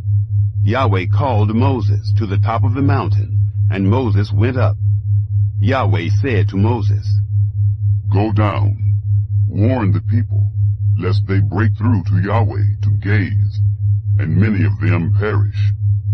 Let the priests also, who come near to Yahweh, sanctify themselves, lest Yahweh break forth on them. Moses said to Yahweh, The people can't come up to Mount Sinai, for you warned us, saying, Set bounds around the mountain, and sanctify it. Yahweh said to him, Go down, and you shall bring Aaron up with you, but don't let the priests and the people break through to come up to Yahweh, lest he break forth on them. So Moses went down to the people, and told them. Chapter 20. The 10 Commandments. God spoke all these words, saying, I am Yahweh, your God, who brought you out of the land of Egypt, out of the house of bondage. You shall have no other gods before me. You shall not make for yourselves an idol, nor any image of anything that is in the heavens above, or that is in the earth beneath, or that is in the water under the earth. You shall not bow yourself down to them, nor serve them. For I, Yahweh your God, am a jealous God, visiting the iniquity of the fathers on the children, on the third and on the fourth generation of those who hate me, and showing loving kindness to thousands of those who love me and keep my commandments. You shall not take the name of Yahweh your God in vain, for Yahweh will not hold him guiltless who takes his name in vain. Remember the Sabbath day to keep it holy. You shall labor 6 days, and do all your work, but the seventh day is a Sabbath to Yahweh your God. You shall not do any work in it, you, nor your son, nor your daughter, your male servant, nor your female servant, nor your livestock, nor your stranger who is within your gates. For in 6 days Yahweh made heaven and earth, the sea, and all that is in them, and rested the seventh day. Therefore Yahweh blessed the Sabbath day, and made it holy. Honor your father and your mother, that your days may be long in the land which Yahweh your God gives you. You shall not murder. You shall not commit adultery. You shall not steal. You shall not give false testimony against your neighbor. You shall not covet your neighbor's house. You shall not covet your neighbor's wife, nor his male servant, nor his female servant, nor his ox, nor his donkey, nor anything that is your neighbor's. Moses comforts the people. All the people perceived the thunderings, the lightnings, the sound of the trumpet, and the mountain smoking. When the people saw it, they trembled and stayed at a distance. They said to Moses, "Speak with us yourself, and we will listen. But don't let God speak with us, lest we die." Moses said to the people, "Don't be afraid, for God has come to test you, and that his fear may be before you, that you won't sin." The people stayed at a distance, and Moses drew near to the thick darkness where God was. Idolatry forbidden. Yahweh said to Moses, "This is what you shall tell the children of Israel. You yourselves have seen that I have talked with you from heaven. You shall most certainly not make alongside of me gods of silver or gods of gold for yourselves." The altar of sacrifice. You shall make an altar of earth for me, and shall sacrifice on it your burnt offerings and your peace offerings, your sheep and your cattle. In every place where I record my name, I will come to you, and I will bless you. If you make me an altar of stone, you shall not build it of cut stones. For if you lift up your tool on it, you have polluted it. Neither shall you go up by steps to my altar, that your nakedness may not be exposed to it. Chapter 21. Laws for servants. Now these are the ordinances which you shall set before them. If you buy a Hebrew servant, he shall serve 6 years, and in the 7th he shall go out free without paying anything. If he comes in by himself, he shall go out by himself. If he is married, then his wife shall go out with him. If his master gives him a wife, and she bears him sons or daughters, the wife and her children shall be her master's, and he shall go out by himself. But if the servant shall plainly say, "I love my master, my wife, and my children, I will not go out free," then his master shall bring him to God, and shall bring him to the door or to the doorpost, and his master shall bore his ear through with an awl, and he shall serve him forever. If a man sells his daughter to be a female servant, she shall not go out as the male servants do. If she doesn't please her master, who has married her to himself, then he shall let her be redeemed. He shall have no right to sell her to a foreign people, since he has dealt deceitfully with her. If he marries her to his son, he shall deal with her as a daughter. If he takes another wife to himself, he shall not diminish her food, her clothing, and her marital rights.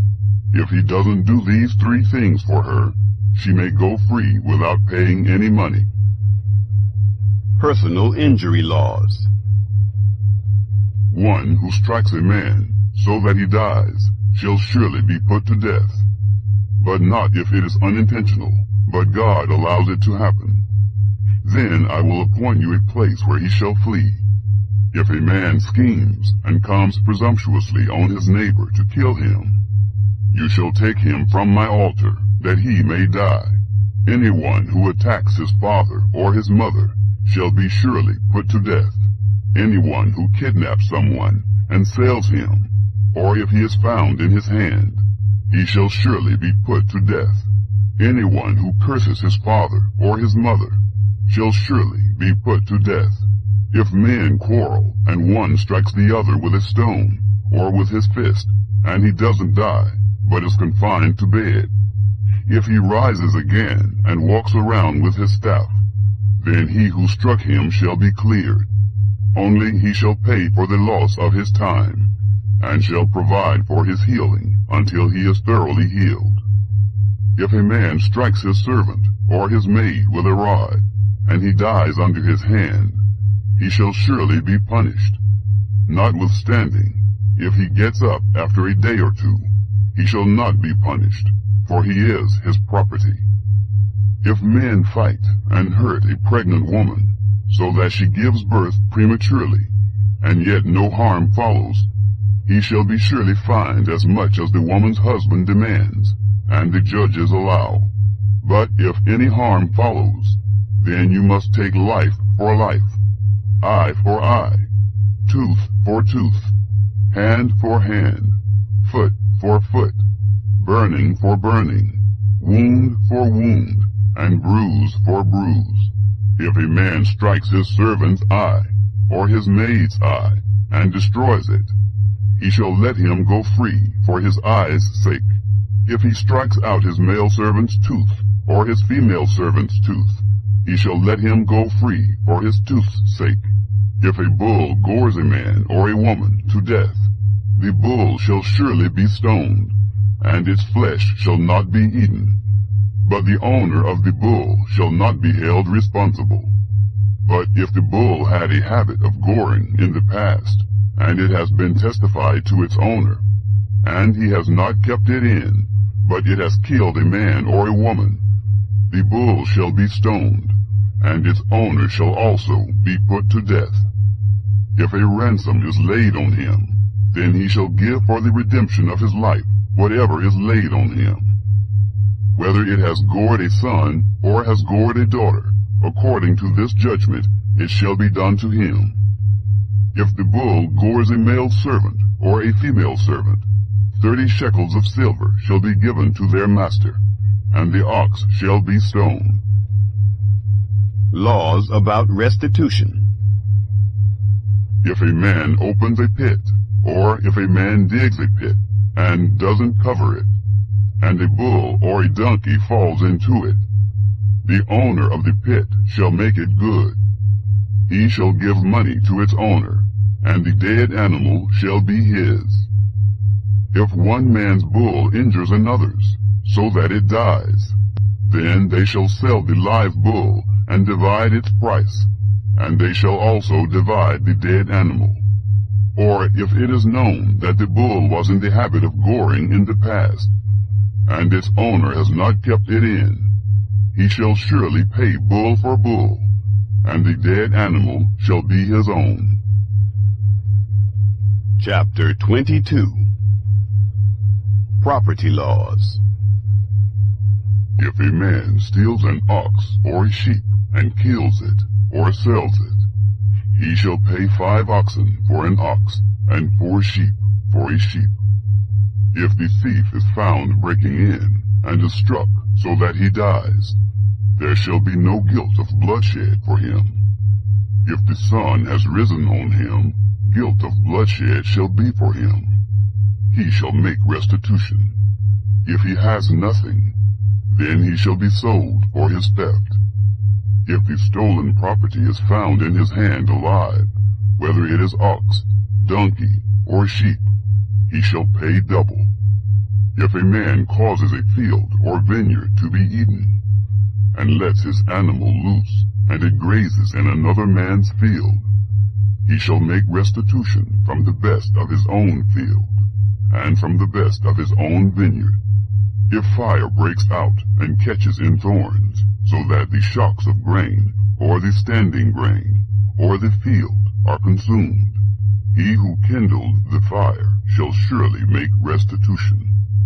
If a man delivers to his neighbor money or stuff to keep, and it is stolen out of the man's house, if the thief is found, he shall pay double.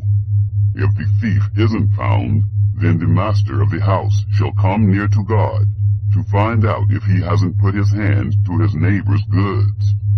For every matter of trespass, whether it be for ox, for donkey, for sheep, for clothing, or for any kind of lost thing, about which one says, "This is mine," the cause of both parties shall come before God. He whom God condemns shall pay double to his neighbor. If a man delivers to his neighbor a donkey, an ox, a sheep, or any animal to keep, and it dies, or is injured, or driven away, no man seeing it, the oath of Yahweh shall be between them both.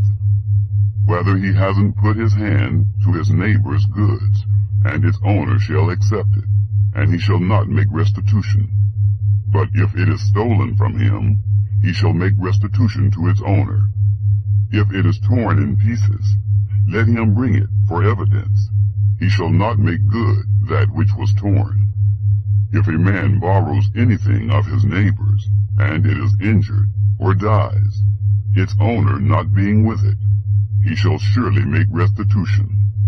If its owner is with it, he shall not make it good. If it is a leased thing, it came for its lease. Laws of social responsibility. If a man entices a virgin who isn't pledged to be married, and lies with her, he shall surely pay dowry for her to be his wife. If her father utterly refuses to give her to him, he shall pay money according to the dowry of virgins. You shall not allow a sorceress to live.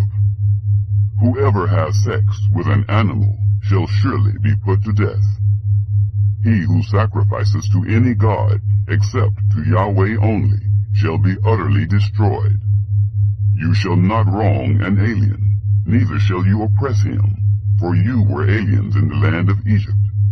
You shall not take advantage of any widow or fatherless child. If you take advantage of them at all, and they cry out at all to me, I will surely hear their cry, and my wrath will grow hot, and I will kill you with the sword, and your wives shall be widows, and your children fatherless.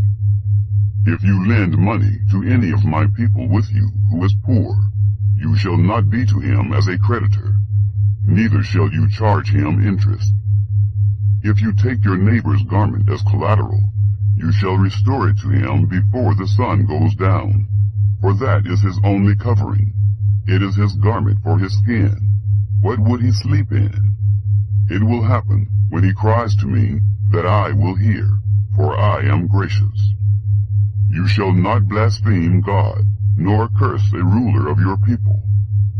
You shall not delay to offer from your harvest, and from the outflow of your presses. You shall give the firstborn of your sons to me. You shall do likewise with your cattle, and with your sheep. 7 days it shall be with its mother, then on the 8th day you shall give it to me. You shall be holy men to me. Therefore you shall not eat any flesh that is torn by animals in the field. You shall cast it to the dogs. Chapter 22. Property Laws. If a man steals an ox or a sheep, and kills it, or sells it, he shall pay 5 oxen for an ox, and 4 sheep for a sheep. If the thief is found breaking in, and is struck so that he dies, there shall be no guilt of bloodshed for him. If the sun has risen on him, guilt of bloodshed shall be for him. He shall make restitution. If he has nothing, then he shall be sold for his theft. If the stolen property is found in his hand alive, whether it is ox, donkey, or sheep, he shall pay double. If a man causes a field or vineyard to be eaten, and lets his animal loose, and it grazes in another man's field, he shall make restitution from the best of his own field, and from the best of his own vineyard. If fire breaks out and catches in thorns, so that the shocks of grain, or the standing grain, or the field are consumed, he who kindled the fire shall surely make restitution. If a man delivers to his neighbor money or stuff to keep, and it is stolen out of the man's house, if the thief is found, he shall pay double. If the thief isn't found, then the master of the house shall come near to God to find out if he hasn't put his hand to his neighbor's goods. for every matter of trespass, whether it be for ox, for donkey, for sheep, for clothing, or for any kind of lost thing, about which one says, This is mine, the cause of both parties shall come before God. He whom God condemns shall pay double to his neighbor. If a man delivers to his neighbor a donkey, an ox, a sheep, or any animal to keep, and it dies, or is injured, or driven away, no man seeing it, the oath of Yahweh shall be between them both, whether he hasn't put his hand to his neighbor's goods, and its owner shall accept it, and he shall not make restitution. But if it is stolen from him, he shall make restitution to its owner. If it is torn in pieces, let him bring it for evidence. He shall not make good that which was torn. If a man borrows anything of his neighbor's, and it is injured, or dies, its owner not being with it, he shall surely make restitution. If its owner is with it, he shall not make it good. If it is a leased thing, it came for its lease. Laws of social responsibility. If a man entices a virgin who isn't pledged to be married, and lies with her, he shall surely pay dowry for her to be his wife. If her father utterly refuses to give her to him, he shall pay money according to the dowry of virgins. You shall not allow a sorceress to live. Whoever has sex with an animal shall surely be put to death. He who sacrifices to any god except to Yahweh only shall be utterly destroyed. You shall not wrong an alien, neither shall you oppress him, for you were aliens in the land of Egypt. You shall not take advantage of any widow or fatherless child. If you take advantage of them at all, and they cry out at all to me, I will surely hear their cry, and my wrath will grow hot, and I will kill you with the sword, and your wives shall be widows, and your children fatherless. If you lend money to any of my people with you who is poor, you shall not be to him as a creditor, neither shall you charge him interest. If you take your neighbor's garment as collateral, you shall restore it to him before the sun goes down, for that is his only covering. It is his garment for his skin. What would he sleep in? It will happen, when he cries to me, that I will hear, for I am gracious.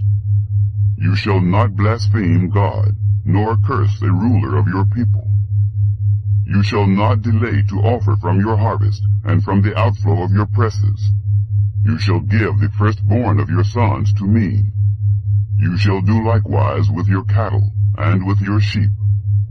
7 days it shall be with its mother, then on the 8th day you shall give it to me. You shall be holy men to me. Therefore you shall not eat any flesh that is torn by animals in the field. You shall cast it to the dogs. Chapter 23. Justice and Mercy.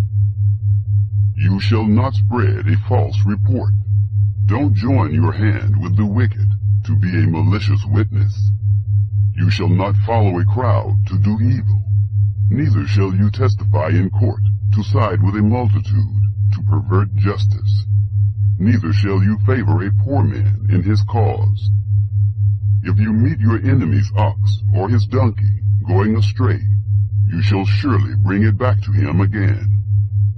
If you see the donkey of him who hates you fallen down under his burden, don't leave him. You shall surely help him with it. You shall not deny justice to your poor people in their lawsuits. Keep far from a false charge, and don't kill the innocent and righteous, for I will not justify the wicked. You shall take no bribe, for a bribe blinds those who have sight, and perverts the words of the righteous. You shall not oppress an alien, for you know the heart of an alien, since you were aliens in the land of Egypt. Sabbath laws. For 6 years you shall sow your land, and shall gather in its increase. But the 7th year you shall let it rest and lie fallow, that the poor of your people may eat, and what they leave the animal of the field shall eat. In the same way you shall deal with your vineyard and with your olive grove. 6 days you shall do your work, and on the 7th day you shall rest, that your ox and your donkey may have rest, and the son of your handmaid, and the alien may be refreshed. Be careful to do all things that I have said to you, and don't invoke the name of other gods, neither let them be heard out of your mouth. 3 yearly feasts.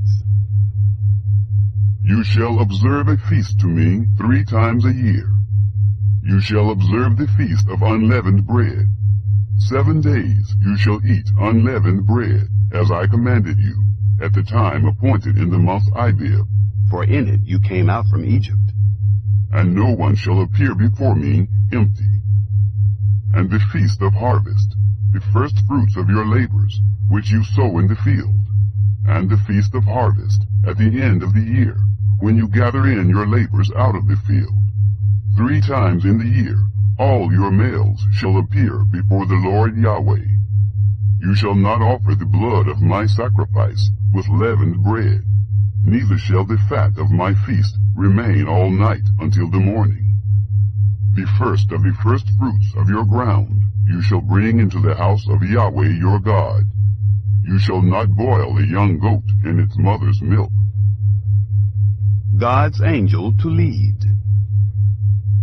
Behold, I send an angel before you, to keep you by the way, and to bring you into the place which I have prepared. Pay attention to him, and listen to his voice. Don't provoke him, for he will not pardon your disobedience, for my name is in him. But if you indeed listen to his voice, and do all that I speak, then I will be an enemy to your enemies, and an adversary to your adversaries. For my angel shall go before you, and bring you in to the Amorite, the Hittite, the Perizzite, the Canaanite, the Hivite, and the Jebusite, and I will cut them off. You shall not bow down to their gods, nor serve them, nor follow their practices, but you shall utterly overthrow them, and demolish their pillars. You shall serve Yahweh your God, and he will bless your bread and your water, and I will take sickness away from your midst. No one will miscarry or be barren in your land. I will fulfill the number of your days. I will send my terror before you, and will confuse all the people to whom you come, and I will make all your enemies turn their backs to you. I will send the hornet before you, which will drive out the Hivite, the Canaanite, and the Hittite from before you.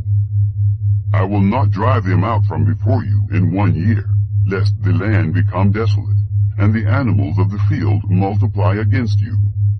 Little by little I will drive them out from before you, until you have increased and inherit the land. I will set your border from the Red Sea even to the sea of the Philistines, and from the wilderness to the river. For I will deliver the inhabitants of the land into your hand, and you shall drive them out before you. You shall make no covenant with them, nor with their gods. They shall not dwell in your land, lest they make you sin against me. For if you serve their gods, it will surely be a snare to you. Chapter 24. The Covenant Sealed. He said to Moses, Come up to Yahweh, you and Aaron, Nadab and Abihu, and 70 of the elders of Israel, and worship from a distance. Moses alone shall come near to Yahweh, but they shall not come near, neither shall the people go up with him. Moses came and told the people all the words of Yahweh, and all the ordinances. And all the people answered with one voice, and said, All the words which Yahweh hath spoken will we do. Moses wrote all the words of Yahweh, and rose up early in the morning, and built an altar under the mountain, and 12 pillars for the 12 tribes of Israel. He sent young men of the children of Israel, who offered burnt offerings, and sacrificed peace offerings of cattle to Yahweh. Moses took half of the blood and put it in basins, and half of the blood he sprinkled on the altar. He took the book of the covenant and read it in the hearing of the people, and they said, "All that Yahweh has spoken will we do, and be obedient." Moses took the blood and sprinkled it on the people, and said, "Look, this is the blood of the covenant, which Yahweh has made with you concerning all these words." Then Moses, Aaron, Nadab, Abihu, and 70 of the elders of Israel went up. They saw the God of Israel. Under his feet was like a paved work of sapphire stone, like the skies for clearness. He didn't lay his hand on the nobles of the children of Israel. They saw God and ate and drank. Moses on the mountain.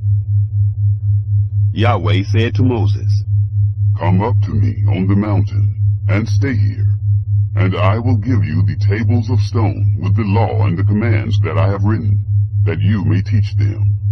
Moses rose up with Joshua, his servant, and Moses went up onto God's mountain. He said to the elders, "Wait here for us until we come again to you. Behold, Aaron and Hur are with you. Whoever is involved in a dispute can go to them." Moses went up on the mountain, and the cloud covered the mountain.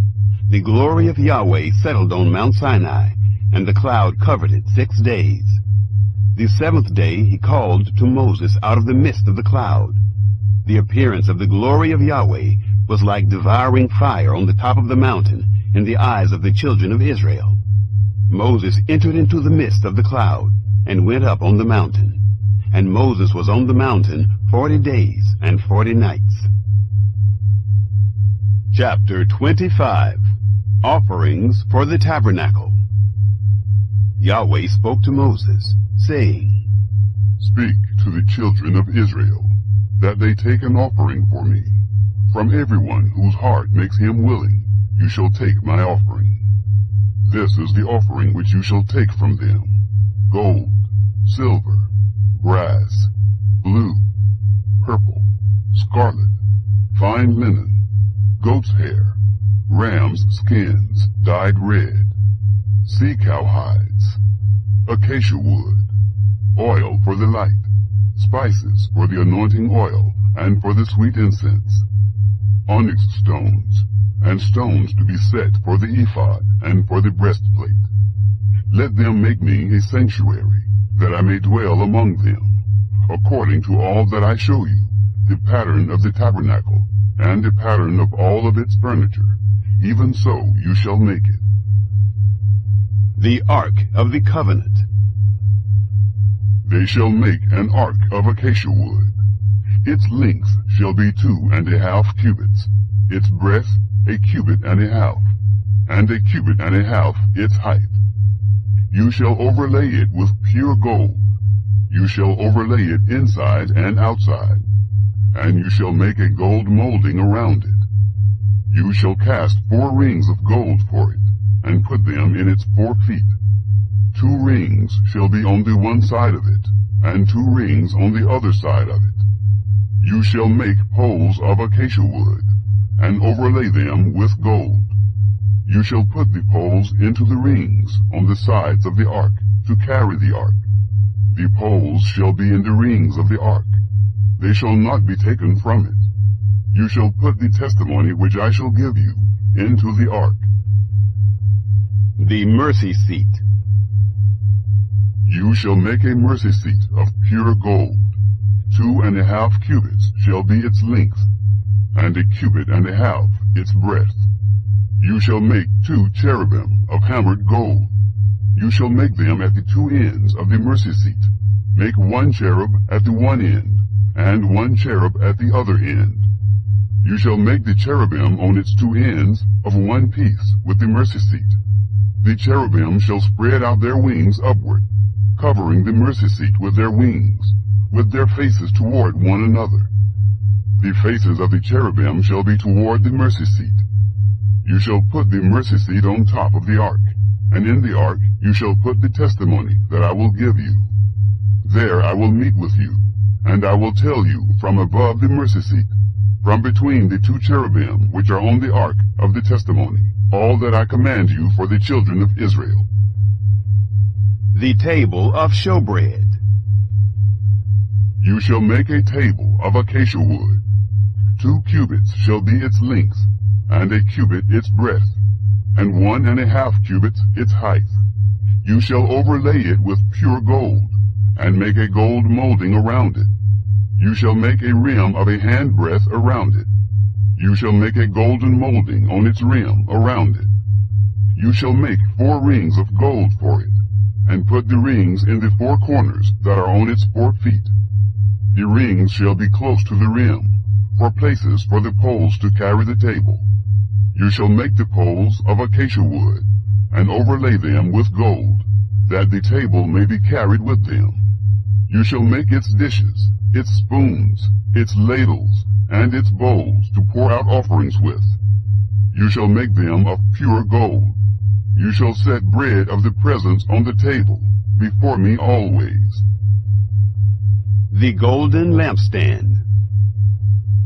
You shall make a lampstand of pure gold. Of hammered work shall the lampstand be made, even its base, its shaft, its cups, its buds, and its flowers shall be of one piece with it.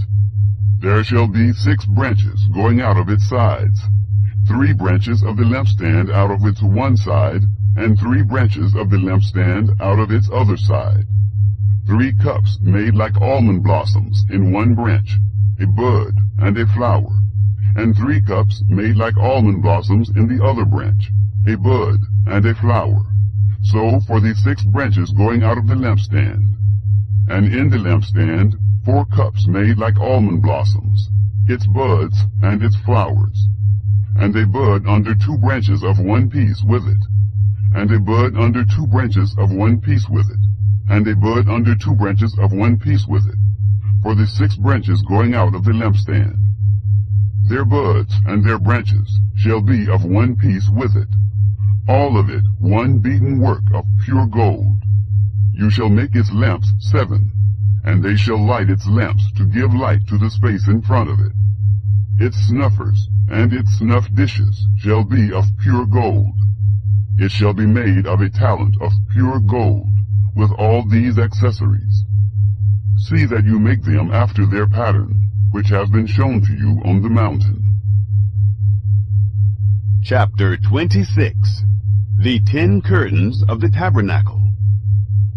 Moreover, you shall make the tabernacle with 10 curtains, of fine twined linen, and blue, and purple, and scarlet, with cherubim. The work of the skillful workman you shall make them. The length of each curtain shall be 28 cubits, and the breadth of each curtain 4 cubits. All the curtains shall have one measure. 5 curtains shall be coupled together, one to another, and the other 5 curtains shall be coupled one to another. You shall make loops of blue on the edge of the one curtain from the edge in the coupling, and likewise you shall make in the edge of the curtain that is outmost in the second coupling. You shall make 50 loops in the one curtain, and you shall make 50 loops in the edge of the curtain that is in the second coupling. The loops shall be opposite one to another. You shall make 50 clasps of gold, and couple the curtains one to another with the clasps. And the tabernacle shall be a unit. The 11 curtains of goat's hair. You shall make curtains of goat's hair for a covering over the tabernacle. You shall make them 11 curtains. The length of each curtain shall be 30 cubits, and the breadth of each curtain 4 cubits. The 11 curtains shall have one measure. You shall couple 5 curtains by themselves, and 6 curtains by themselves, and shall double over the 6th curtain in the forefront of the tent. You shall make 50 loops on the edge of the one curtain that is outmost in the coupling, and 50 loops on the edge of the curtain which is outmost in the second coupling. You shall make 50 clasps of brass, and put the clasps into the loops, and couple the tent together, that it may be one. The overhanging part that remains of the curtains of the tent, The half curtain that remains shall hang over the back of the tabernacle. The cubit on the one side, and the cubit on the other side, of that which remains in the length of the curtains of the tent, shall hang over the sides of the tabernacle, on this side and on that side, to cover it. You shall make a covering for the tent of rams' skins dyed red, and a covering of sea-cow hides above. The boards and sockets. You shall make the boards for the tabernacle of acacia wood, standing up. 10 cubits shall be the length of a board, and 1½ cubits the breadth of each board. There shall be 2 tenons in each board, joined to one another. Thus you shall make for all the boards of the tabernacle. You shall make the boards for the tabernacle, 20 boards for the south side southward. You shall make 40 sockets of silver under the 20 boards, 2 sockets under one board for its 2 tenons, and 2 sockets under another board for its 2 tenons. For the second side of the tabernacle, on the north side, 20 boards, and there 40 sockets of silver, 2 sockets under one board, and 2 sockets under another board. For the far part of the tabernacle westward, you shall make 6 boards. You shall make 2 boards for the corners of the tabernacle in the far part. They shall be double beneath, and in the same way they shall be whole to its top, to one ring. Thus shall it be for them both. They shall be for the 2 corners. There shall be 8 boards, and their sockets of silver, 16 sockets, 2 sockets under one board, and 2 sockets under another board. You shall make bars of acacia wood, 5 for the boards of the one side of the tabernacle, and 5 bars for the boards of the other side of the tabernacle, and 5 bars for the boards of the side of the tabernacle, for the far part westward. The middle bar in the midst of the boards shall pass through from end to end. You shall overlay the boards with gold, and make their rings of gold for places for the bars. And you shall overlay the bars with gold. You shall set up the tabernacle according to the way that it was shown to you on the mountain. The veil for the ark. You shall make a veil of blue, and purple, and scarlet, and fine twined linen, with cherubim. The work of the skillful workman shall it be made. You shall hang it on 4 pillars of acacia, overlaid with gold. Their hooks shall be of gold, on 4 sockets of silver. You shall hang up the veil under the clasps, and shall bring the ark of the testimony in there within the veil. And the veil shall separate the holy place from the most holy for you. You shall put the mercy seat on the ark of the testimony in the most holy place. You shall set the table outside the veil, and the lampstand over against the table on the side of the tabernacle toward the south. And you shall put the table on the north side. The curtain for the door. You shall make a screen for the door of the tent, of blue, and purple, and scarlet, and fine twined linen, the work of the embroiderer. You shall make for the screen 5 pillars of acacia, and overlay them with gold. Their hooks shall be of gold, and you shall cast 5 sockets of brass for them. Chapter 27. The bronze altar. You shall make the altar of acacia wood, 5 cubits long, and 5 cubits broad. The altar shall be 4 square, and its height shall be 3 cubits. You shall make its horns on its 4 corners. Its horns shall be of one piece with it, and you shall overlay it with brass.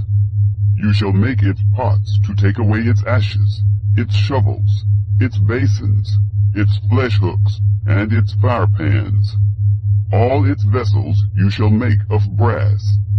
You shall make a grating for it of network of brass, and on the net you shall make 4 bronze rings in its 4 corners.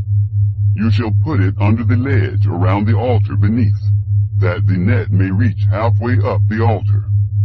You shall make poles for the altar, poles of acacia wood, and overlay them with brass.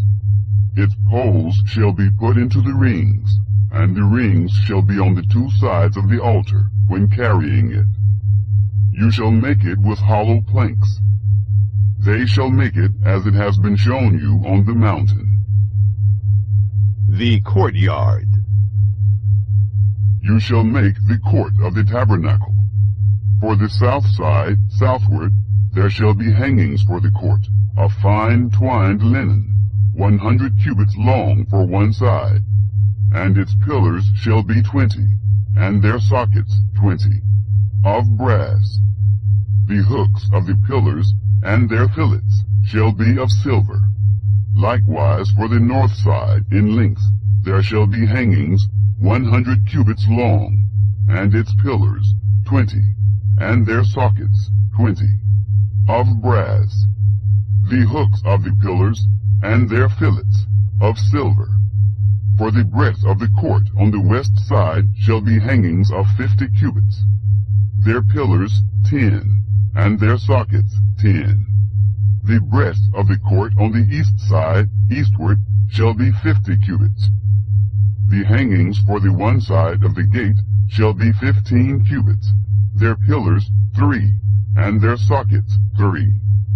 For the other side shall be hangings of 15 cubits, their pillars 3, and their sockets 3.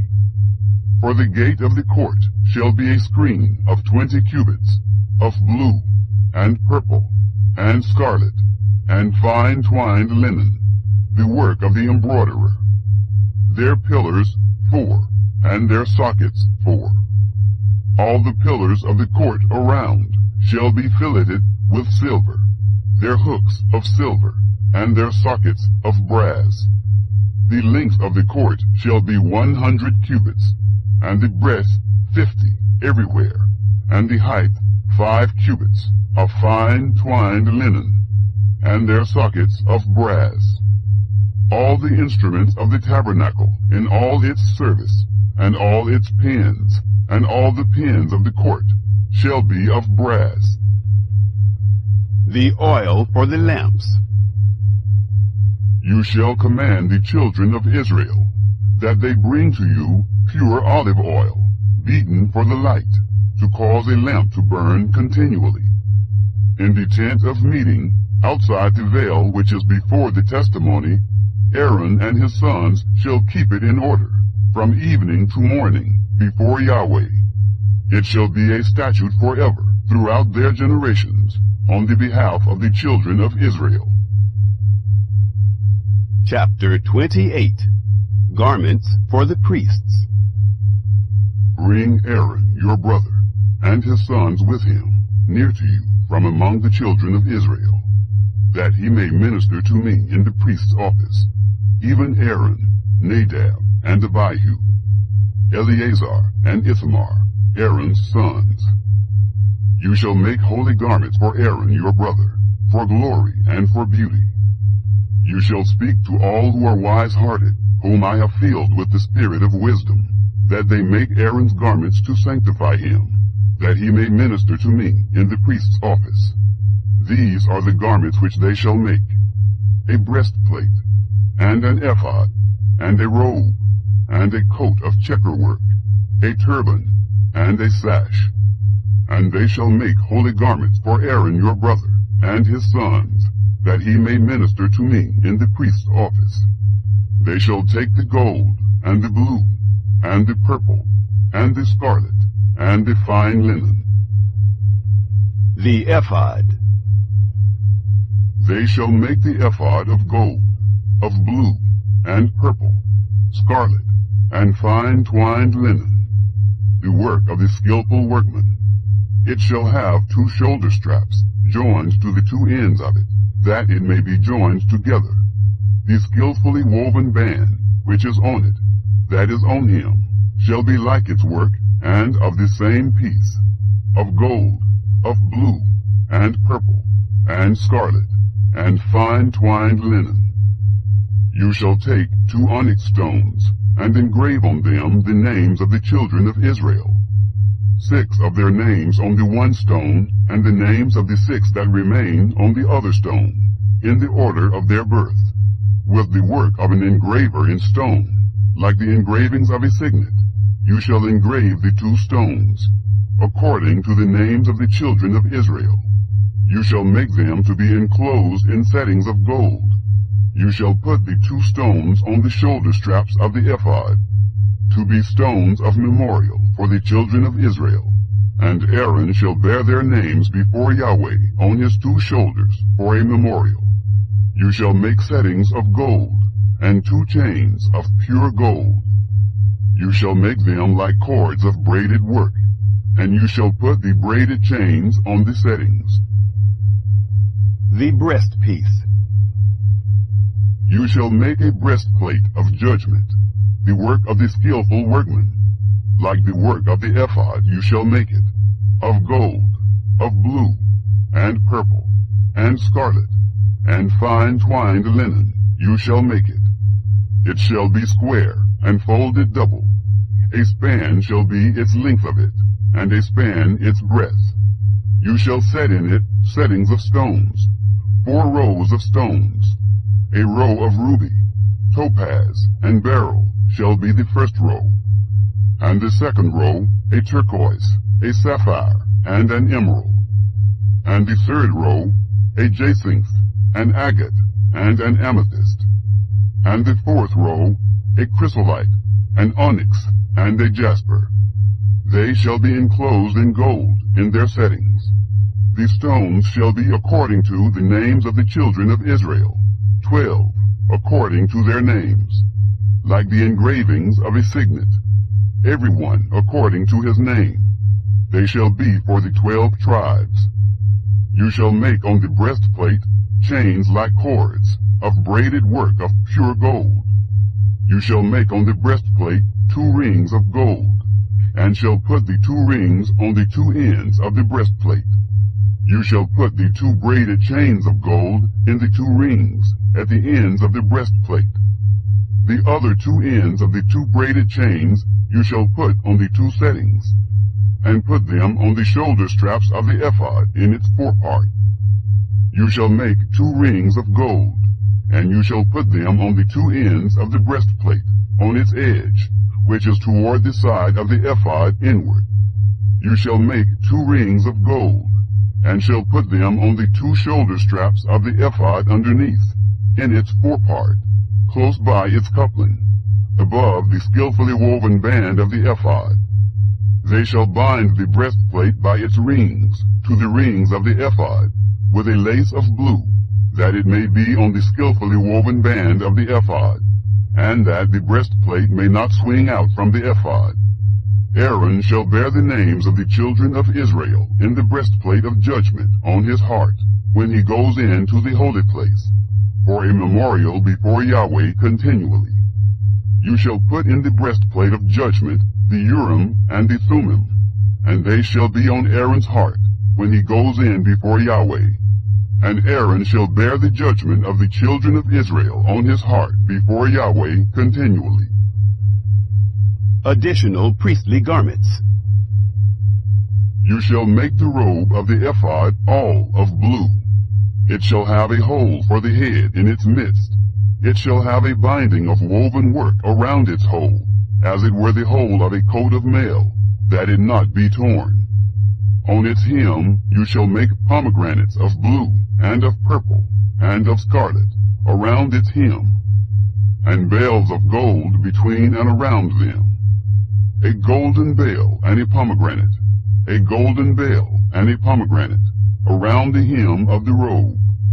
It shall be on Aaron to minister, and its sound shall be heard when he goes into the holy place before Yahweh, and when he comes out, that he not die. You shall make a plate of pure gold, and engrave on it, like the engravings of a signet, holy to Yahweh. You shall put it on a lace of blue, and it shall be on the sash, on the front of the sash it shall be. It shall be on Aaron's forehead, and Aaron shall bear the iniquity of the holy things, which the children of Israel shall make holy in all their holy gifts. And it shall be always on his forehead, that they may be accepted before Yahweh. You shall weave the coat in checker work of fine linen, and you shall make a turban of fine linen, and you shall make a sash, the work of the embroiderer. You shall make coats for Aaron's sons, and you shall make sashes for them, and you shall make headbands for them, for glory and for beauty. You shall put them on Aaron your brother, and on his sons with him, and shall anoint them, and consecrate them, and sanctify them, that they may minister to me in the priest's office. You shall make them linen breeches to cover the flesh of their nakedness. From the waist even to the thighs they shall reach. They shall be on Aaron and on his sons when they go into the tent of meeting, or when they come near to the altar to minister in the holy place, that they don't bear iniquity and die.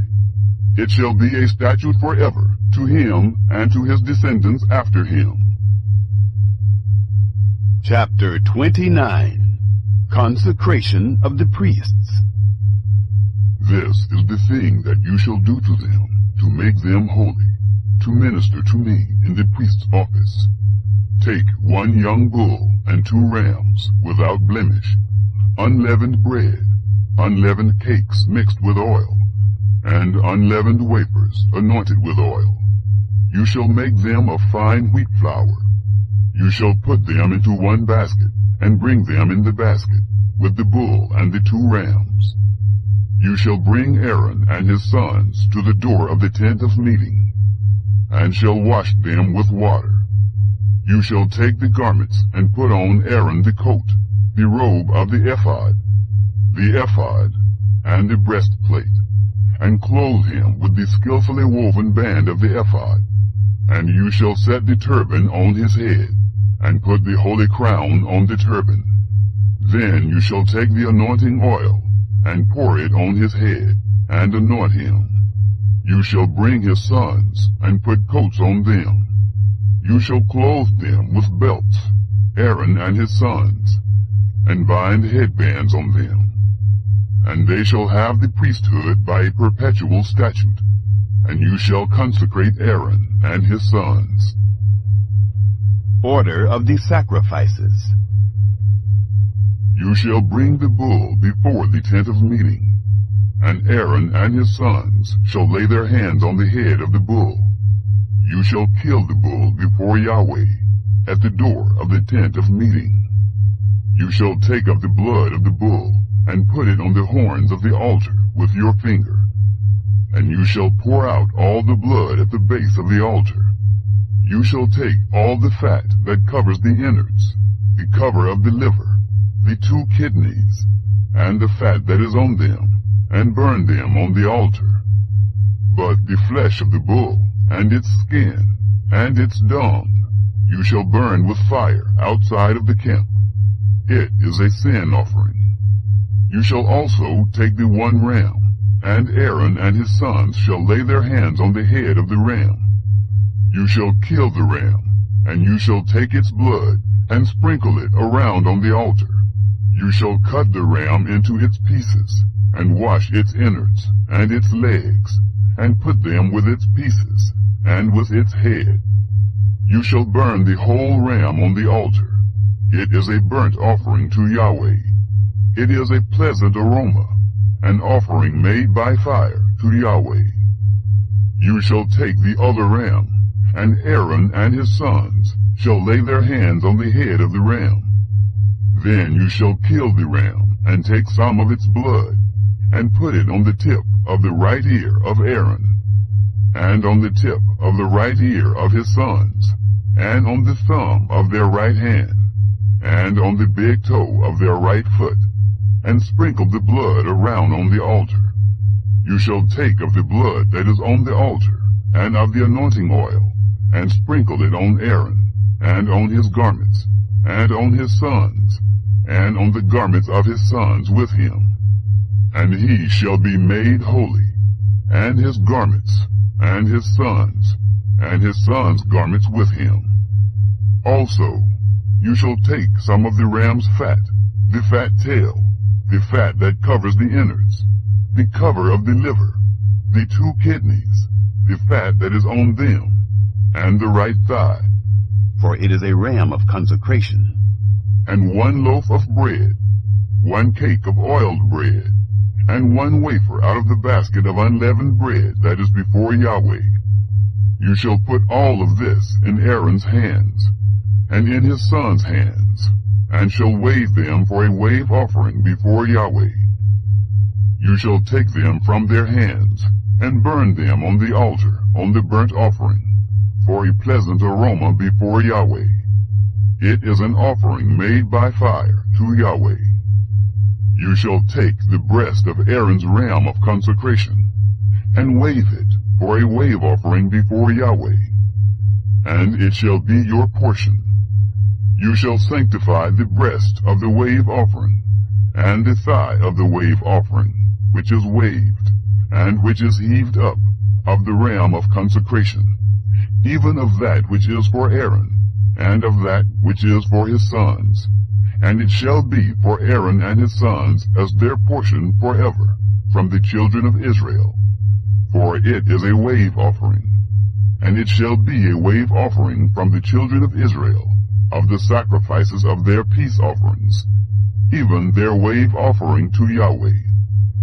The holy garments of Aaron shall be for his sons after him, to be anointed in them, and to be consecrated in them.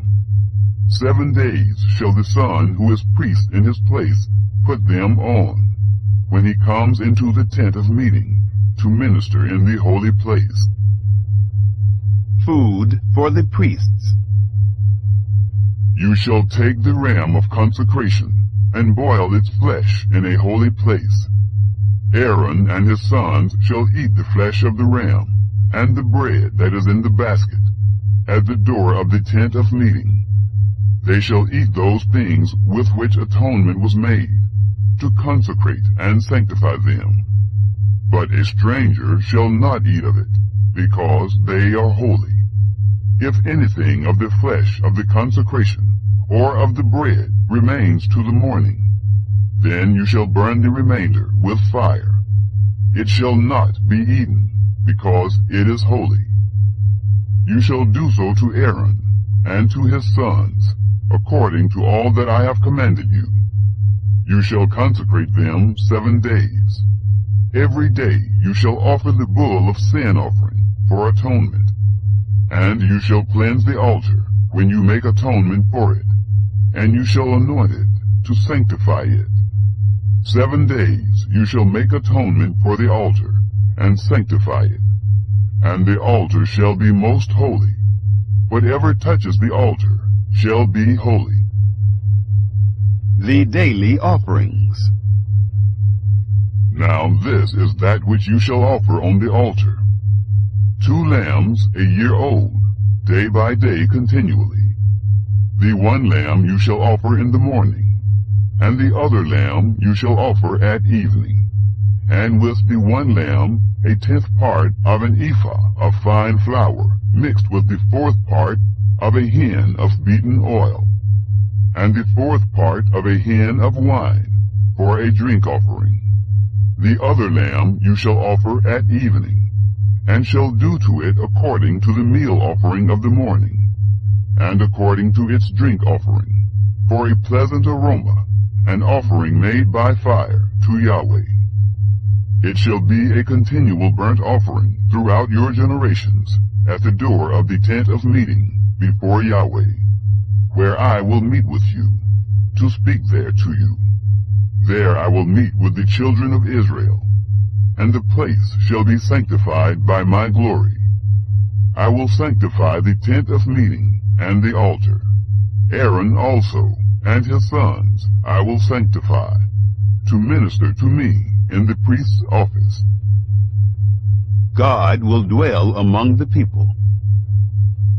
I will dwell among the children of Israel, and will be their God. They shall know that I am Yahweh their God, who brought them forth out of the land of Egypt, that I might dwell among them. I am Yahweh their God. Chapter 30. The Altar of Incense. You shall make an altar to burn incense on. You shall make it of acacia wood. Its length shall be a cubit, and its breadth a cubit. It shall be square, and its height shall be 2 cubits. Its horns shall be of one piece with it. You shall overlay it with pure gold, its top, its sides around it, and its horns. And you shall make a gold molding around it. You shall make 2 golden rings for it under its molding. On its 2 ribs, on its 2 sides, you shall make them, and they shall be for places for poles with which to bear it. You shall make the poles of acacia wood, and overlay them with gold. You shall put it before the veil that is by the ark of the testimony, before the mercy seat that is over the testimony, where I will meet with you. Aaron shall burn incense of sweet spices on it every morning. When he tends the lamps, he shall burn it. When Aaron lights the lamps at evening, he shall burn it, a perpetual incense before Yahweh throughout your generations. You shall offer no strange incense on it, nor burnt offering, nor meal offering, and you shall pour no drink offering on it. Aaron shall make atonement on its horns once in the year. With the blood of the sin offering of atonement once in the year, he shall make atonement for it throughout your generations. It is most holy to Yahweh. The atonement money. Yahweh spoke to Moses, saying, When you take a census of the children of Israel, according to those who are numbered among them, then each man shall give a ransom for his soul to Yahweh when you number them, that there be no plague among them when you number them. They shall give this, everyone who passes over to those who are numbered, half a shekel after the shekel of the sanctuary. The shekel is 20 gerahs. Half a shekel for an offering to Yahweh. Everyone who passes over to those who are numbered, from 20 years old and upward, shall give the offering to Yahweh. The rich shall not give more, and the poor shall not give less than the half shekel, when they give the offering of Yahweh, to make atonement for your souls. You shall take the atonement money from the children of Israel, and shall appoint it for the service of the tent of meeting, that it may be a memorial for the children of Israel before Yahweh, to make atonement for your souls. The bronze basin. Yahweh spoke to Moses, saying, You shall also make a basin of brass, and its base of brass, in which to wash. You shall put it between the tent of meeting and the altar, and you shall put water in it. Aaron and his sons shall wash their hands and their feet in it. When they go into the tent of meeting, they shall wash with water, that they not die, or when they come near to the altar, to minister, to burn an offering made by fire to Yahweh. So they shall wash their hands and their feet, that they not die. And it shall be a statute forever to them, even to him and to his descendants throughout their generations. The anointing oil. Moreover, Yahweh spoke to Moses, saying, Also take fine spices of liquid myrrh, 500 shekels, and of fragrant cinnamon, half as much, even 250, and of fragrant cane, 250, and of cassia, 500, after the shekel of the sanctuary, and a hin of olive oil. You shall make it a holy anointing oil, a perfume, compounded after the art of the perfumer. It shall be a holy anointing oil.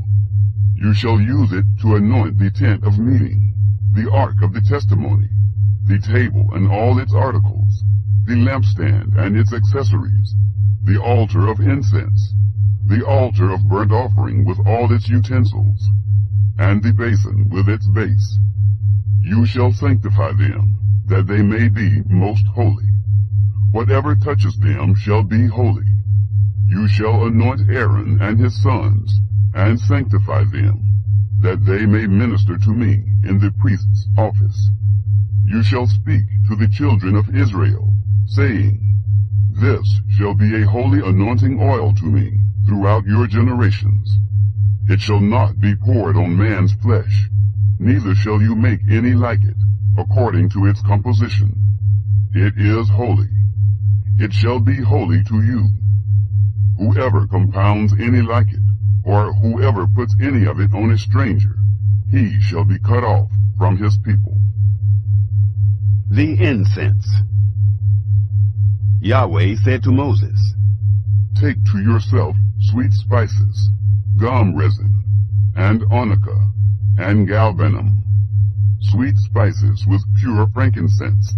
Of each shall there be an equal weight, and you shall make incense of it, a perfume after the art of the perfumer, seasoned with salt, pure and holy.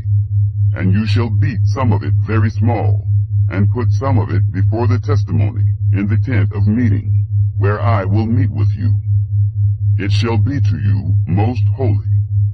The incense which you shall make, according to its composition, you shall not make for yourselves.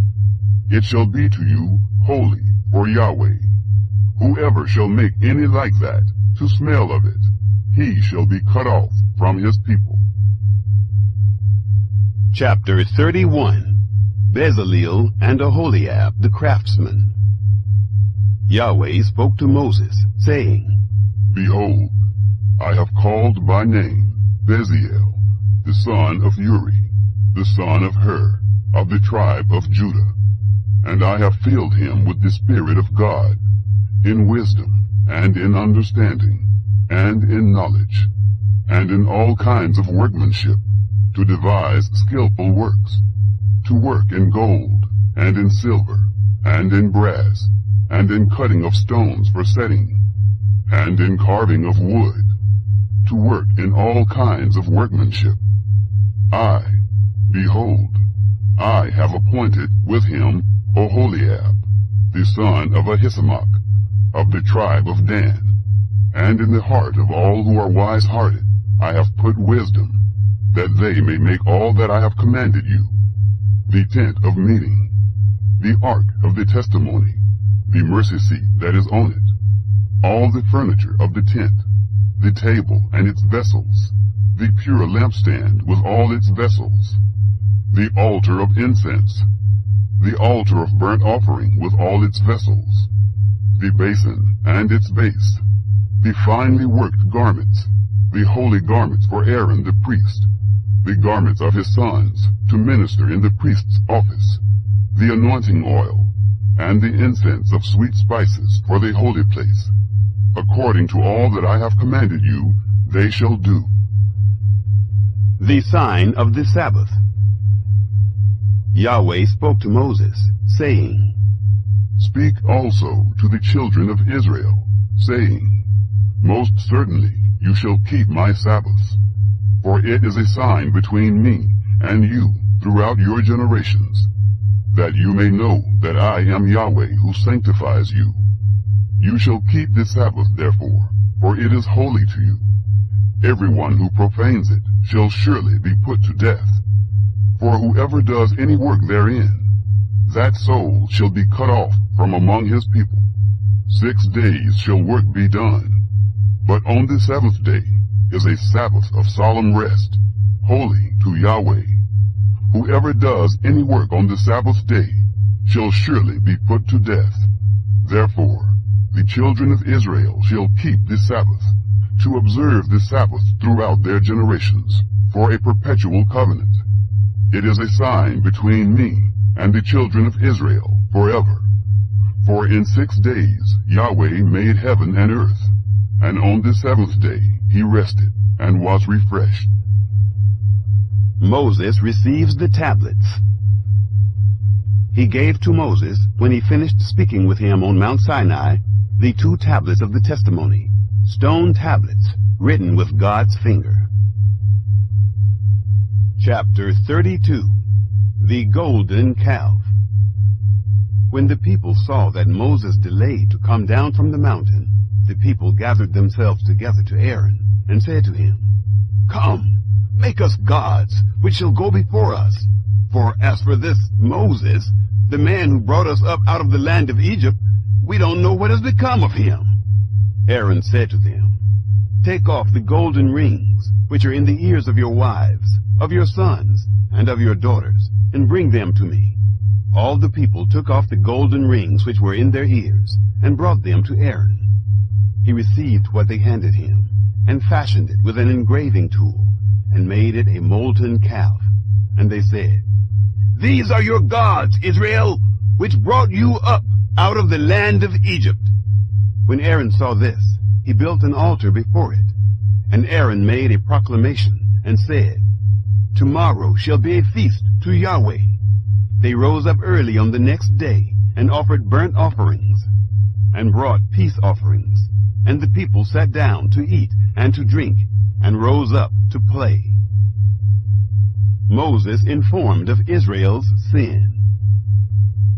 Yahweh spoke to Moses, "Go, get down, for your people, who you brought up out of the land of Egypt, have corrupted themselves. They have turned aside quickly out of the way which I commanded them. They have made themselves a molten calf, and have worshipped it, and have sacrificed to it, and said, 'These are your gods, Israel, which brought you up out of the land of Egypt.'" Yahweh said to Moses, "I have seen these people, and behold, they are a stiff-necked people. Now therefore, leave me alone, that my wrath may burn hot against them, and that I may consume them, and I will make of you a great nation." Moses begged Yahweh his God, and said, "Yahweh, why does your wrath burn hot against your people, that you have brought forth out of the land of Egypt with great power and with a mighty hand? Why should the Egyptians speak, saying, 'He brought them forth for evil, to kill them in the mountains, and to consume them from the surface of the earth'? Turn from your fierce wrath, and repent of this evil against your people. Remember Abraham, Isaac, and Israel, your servants, to whom you swore by your own self, and said to them, 'I will multiply your seed as the stars of the sky, and all this land that I have spoken of I will give to your seed, and they shall inherit it forever.'" Yahweh repented of the evil which he said he would do to his people. Moses descends with the tablets. Moses turned and went down from the mountain with the 2 tablets of the testimony in his hand, tablets that were written on both their sides. On the one side and on the other they were written. The tablets were the work of God, and the writing was the writing of God, engraved on the tables. When Joshua heard the noise of the people as they shouted, he said to Moses, "There is the noise of war in the camp." He said, "It isn't the voice of those who shout for victory, neither is it the voice of those who cry for being overcome, but the noise of those who sing that I hear." Moses breaks the tablets. It happened, as soon as he came near to the camp, that he saw the calf and the dancing, and Moses' anger grew hot, and he threw the tablets out of his hands, and broke them beneath the mountain. He took the calf which they had made, and burnt it with fire, ground it to powder, and scattered it on the water, and made the children of Israel drink of it. Moses said to Aaron, "What did these people do to you, that you have brought a great sin on them?" Aaron said, "Don't let the anger of my Lord grow hot. You know the people, that they are set on evil. For they said to me, 'Make us gods, which shall go before us.' For as for this Moses, the man who brought us up out of the land of Egypt, we don't know what has become of him." I said to them, "Whoever has any gold, let them take it off." So they gave it to me, and I threw it into the fire, and out came this calf. When Moses saw that the people had broken loose, for Aaron had led them loose for a derision among their enemies, then Moses stood in the gate of the camp and said, "Whoever is on Yahweh's side, come to me." All the sons of Levi gathered themselves together to him. He said to them, "Thus says Yahweh, the God of Israel, every man put his sword on his thigh, and go back and forth from gate to gate throughout the camp, and every man kill his brother, and every man his companion, and every man his neighbor. The sons of Levi did according to the word of Moses, and there fell of the people that day about 3,000 men. Moses said, Consecrate yourselves today to Yahweh, yes, every man against his son, and against his brother, that he may bestow on you a blessing this day. Moses intercedes for Israel. It happened on the next day that Moses said to the people, You have sinned a great sin. Now I will go up to Yahweh. Perhaps I shall make atonement for your sin.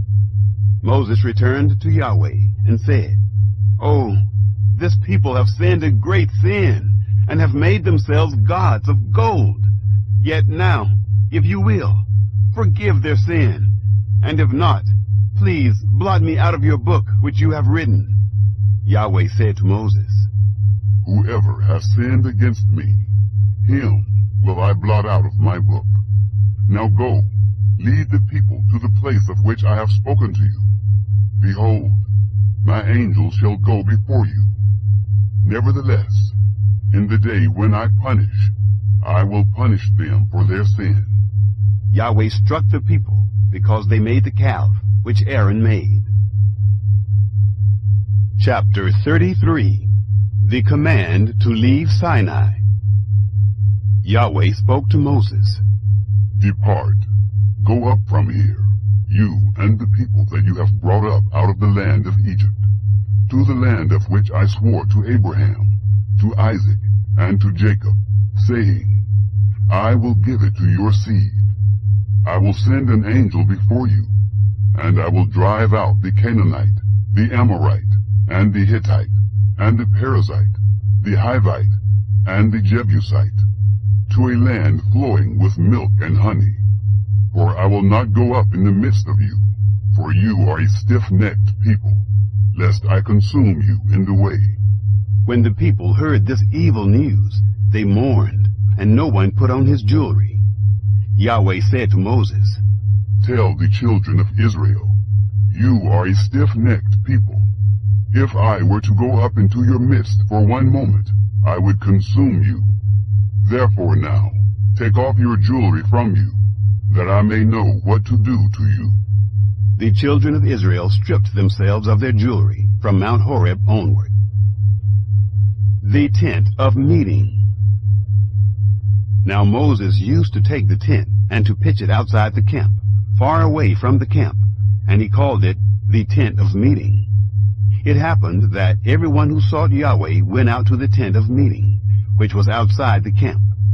It happened that when Moses went out to the tent, that all the people rose up and stood, everyone at their tent door, and watched Moses until he had gone into the tent.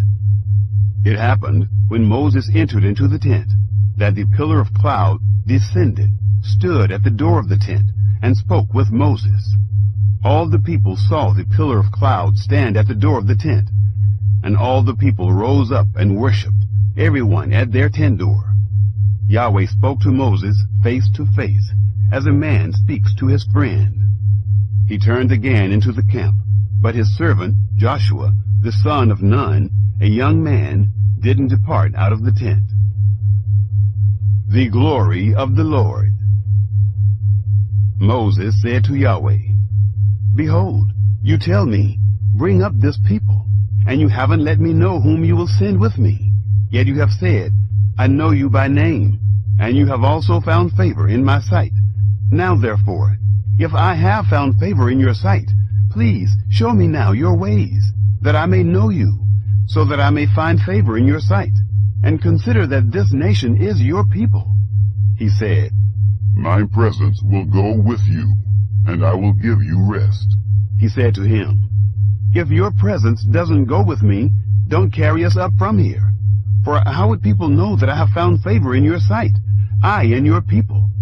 Isn't it in that you go with us, so that we are separated, I and your people, from all the people who are on the surface of the earth? Yahweh said to Moses, I will do this thing also that you have spoken, for you have found favor in my sight, and I know you by name. He said, Please, show me your glory. He said, I will make all my goodness pass before you, and will proclaim the name of Yahweh before you. I will be gracious to whom I will be gracious, and will show mercy on whom I will show mercy. He said, You cannot see my face, for man may not see me and live. Yahweh also said, Behold, there is a place by me, and you shall stand on the rock. It will happen, while my glory passes by, that I will put you in a cleft of the rock, and will cover you with my hand, until I have passed by. Then I will take away my hand, and you will see my back, but my face shall not be seen. Chapter 34. The tablets are replaced. Yahweh said to Moses, Chisel 2 stone tablets, like the first, and I will write on the tablets the words that were on the first tablets, which you broke. Be ready by the morning, and come up in the morning to Mount Sinai, and present yourself there to me on the top of the mountain. No one shall come up with you, neither let anyone be seen throughout all the mountain. Neither let the flocks nor herds feed before that mountain. He chiseled 2 tablets of stone, like the first. And Moses rose up early in the morning, and went up to Mount Sinai, as Yahweh had commanded him, and took in his hand 2 stone tablets. Yahweh descended in the cloud, and stood with him there, and proclaimed the name of Yahweh.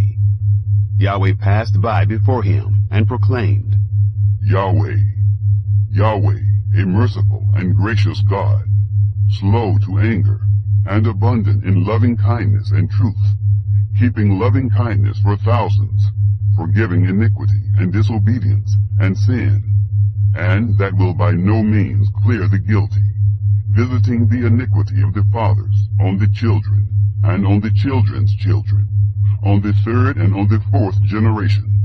Moses hurried and bowed his head toward the earth, and worshipped.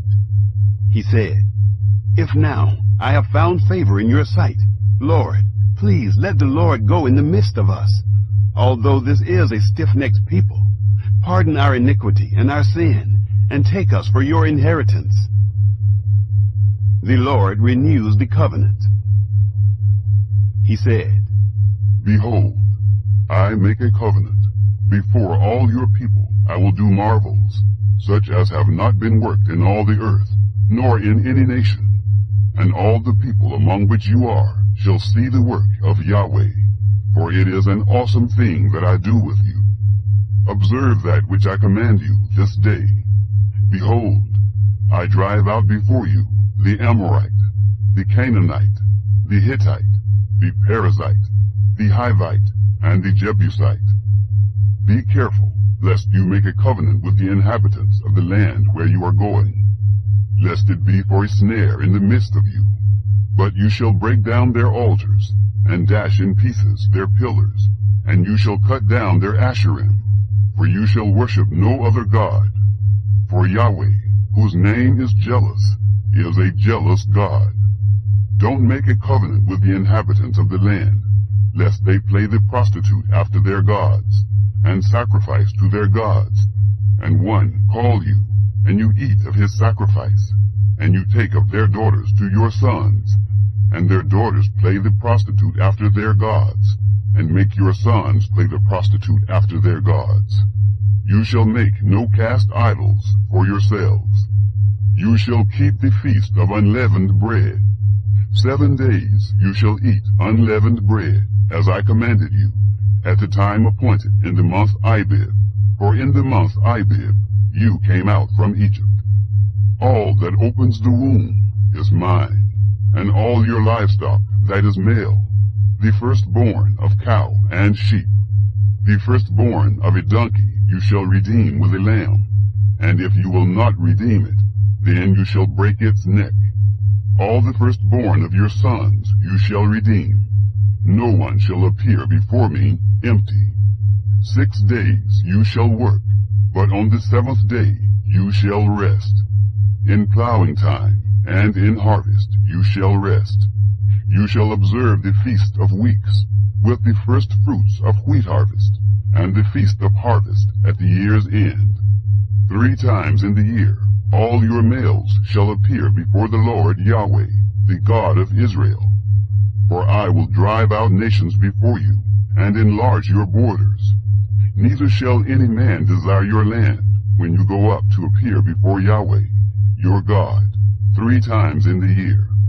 You shall not offer the blood of my sacrifice with leavened bread, neither shall the sacrifice of the feast of the Passover be left to the morning.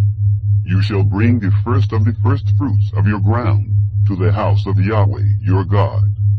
You shall not boil a young goat in its mother's milk.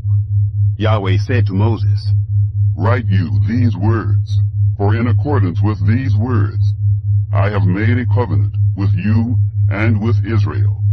He was there with Yahweh 40 days and 40 nights. He neither ate bread nor drank water. He wrote on the tablets the words of the covenant, the 10 commandments.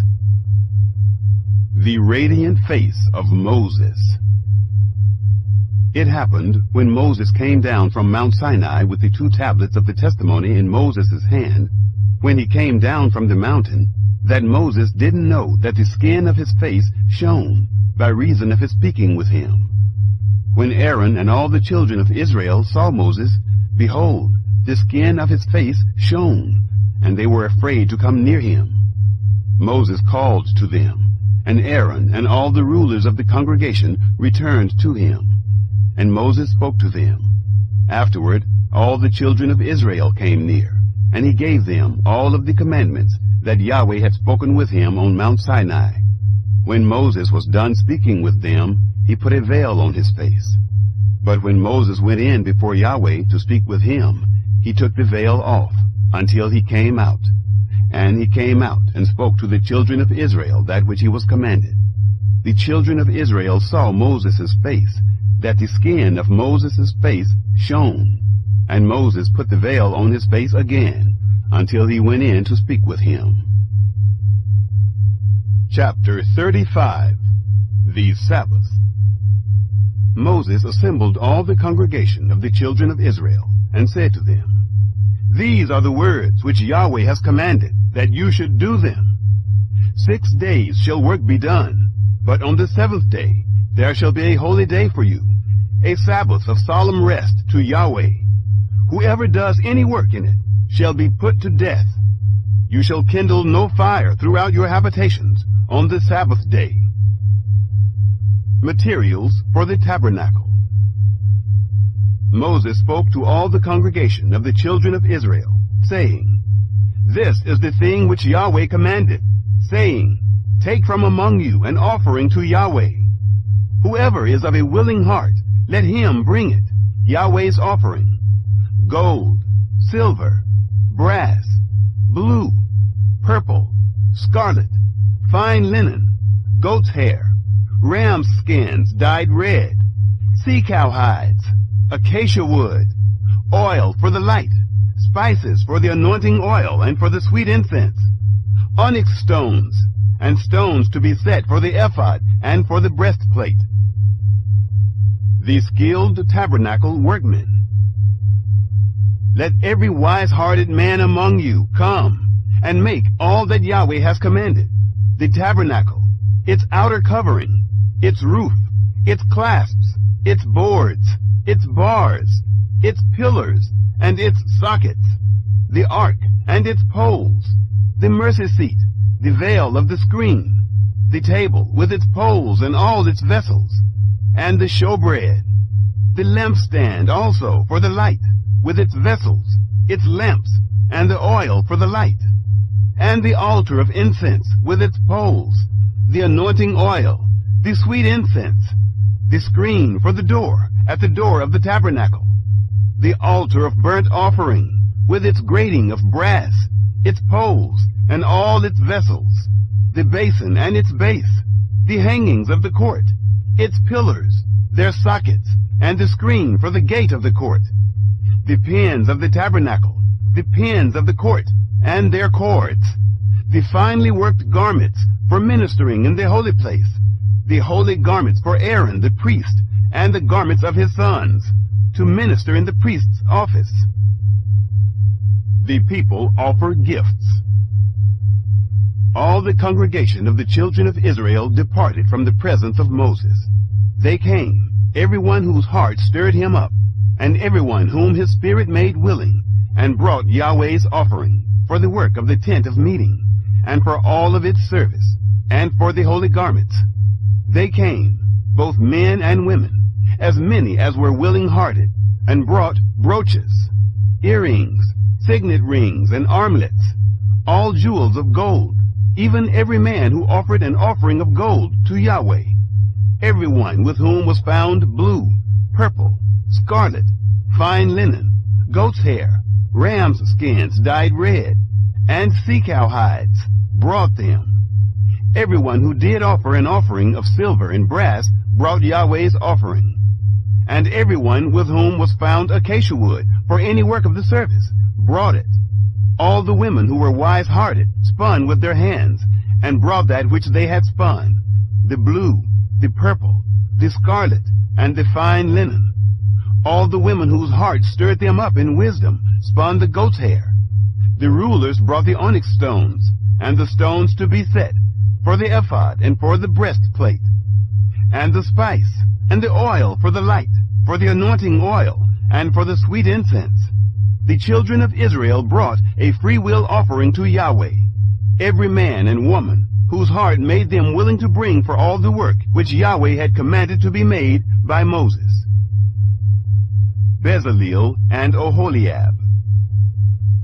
Moses said to the children of Israel, Behold, Yahweh has called by name Bezaleel the son of Uri, the son of Hur, of the tribe of Judah.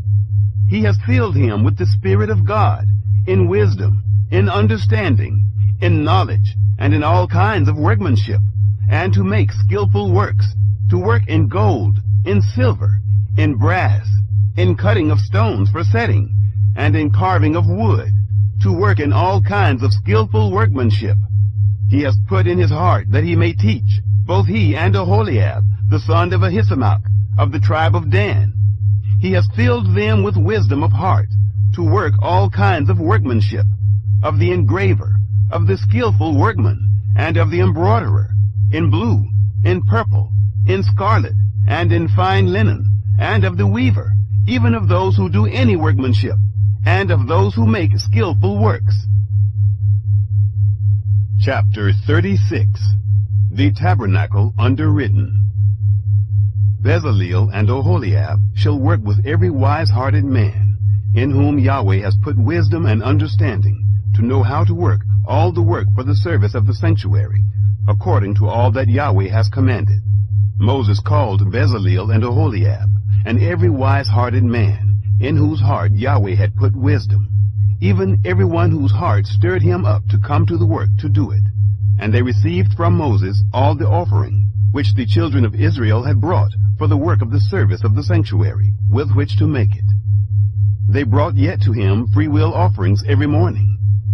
All the wise men who performed all the work of the sanctuary, each came from his work which they did.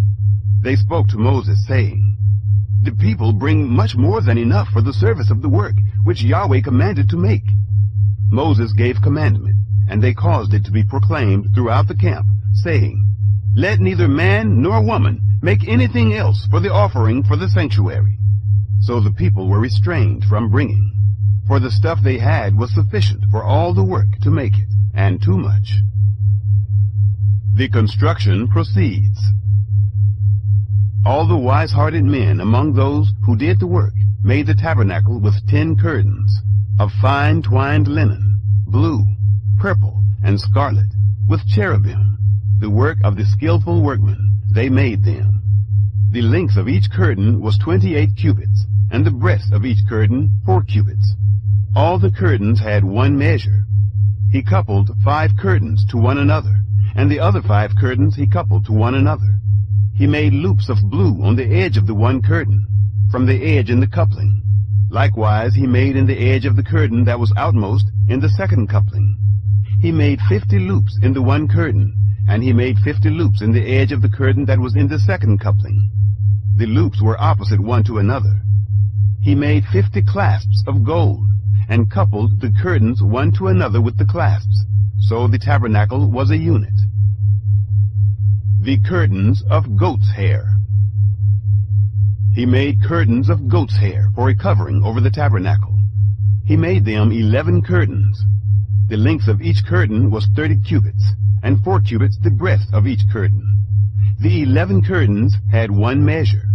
He coupled 5 curtains by themselves, and 6 curtains by themselves. He made 50 loops on the edge of the curtain that was outmost in the coupling, and he made 50 loops on the edge of the curtain which was outmost in the second coupling. He made 50 clasps of brass to couple the tent together, that it might be a unit. The covering of skins. He made a covering for the tent of ram's skins dyed red, and a covering of sea-cow hides above. The boards and sockets. He made the boards for the tabernacle of acacia wood, standing up. 10 cubits was the length of a board, and a cubit and a half the breadth of each board. Each board had 2 tenons, joined one to another. He made all the boards of the tabernacle this way. He made the boards for the tabernacle, 20 boards for the south side southward. He made 40 sockets of silver under the 20 boards, 2 sockets under one board for its 2 tenons, and 2 sockets under another board for its 2 tenons. For the second side of the tabernacle, on the north side, he made 20 boards, and there 40 sockets of silver, 2 sockets under one board, and 2 sockets under another board. For the far part of the tabernacle westward, he made 6 boards. He made 2 boards for the corners of the tabernacle in the far part. They were double beneath, and in the same way they were all the way to its top, to one ring. He did thus to both of them in the 2 corners.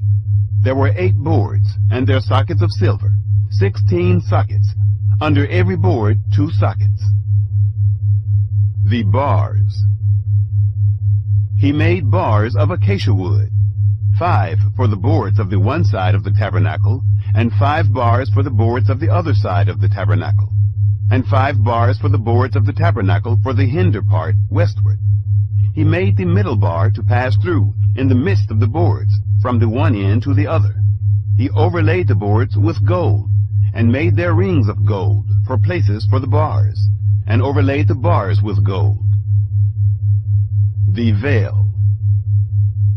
He made the veil of blue, purple, scarlet, and fine twined linen, with cherubim. He made it the work of a skillful workman. He made 4 pillars of acacia for it, and overlaid them with gold. Their hooks were of gold. He cast 4 sockets of silver for them. The curtain for the door. He made a screen for the door of the tent, of blue, purple, scarlet, and fine twined linen, the work of an embroiderer, and the 5 pillars of it with their hooks. He overlaid their capitals and their fillets with gold, and their 5 sockets were of brass. Chapter 37. Constructing the Ark. Bezaleel made the ark of acacia wood. Its length was 2½ cubits, and its breadth 1 cubit and a half, and 1 cubit and a half its height.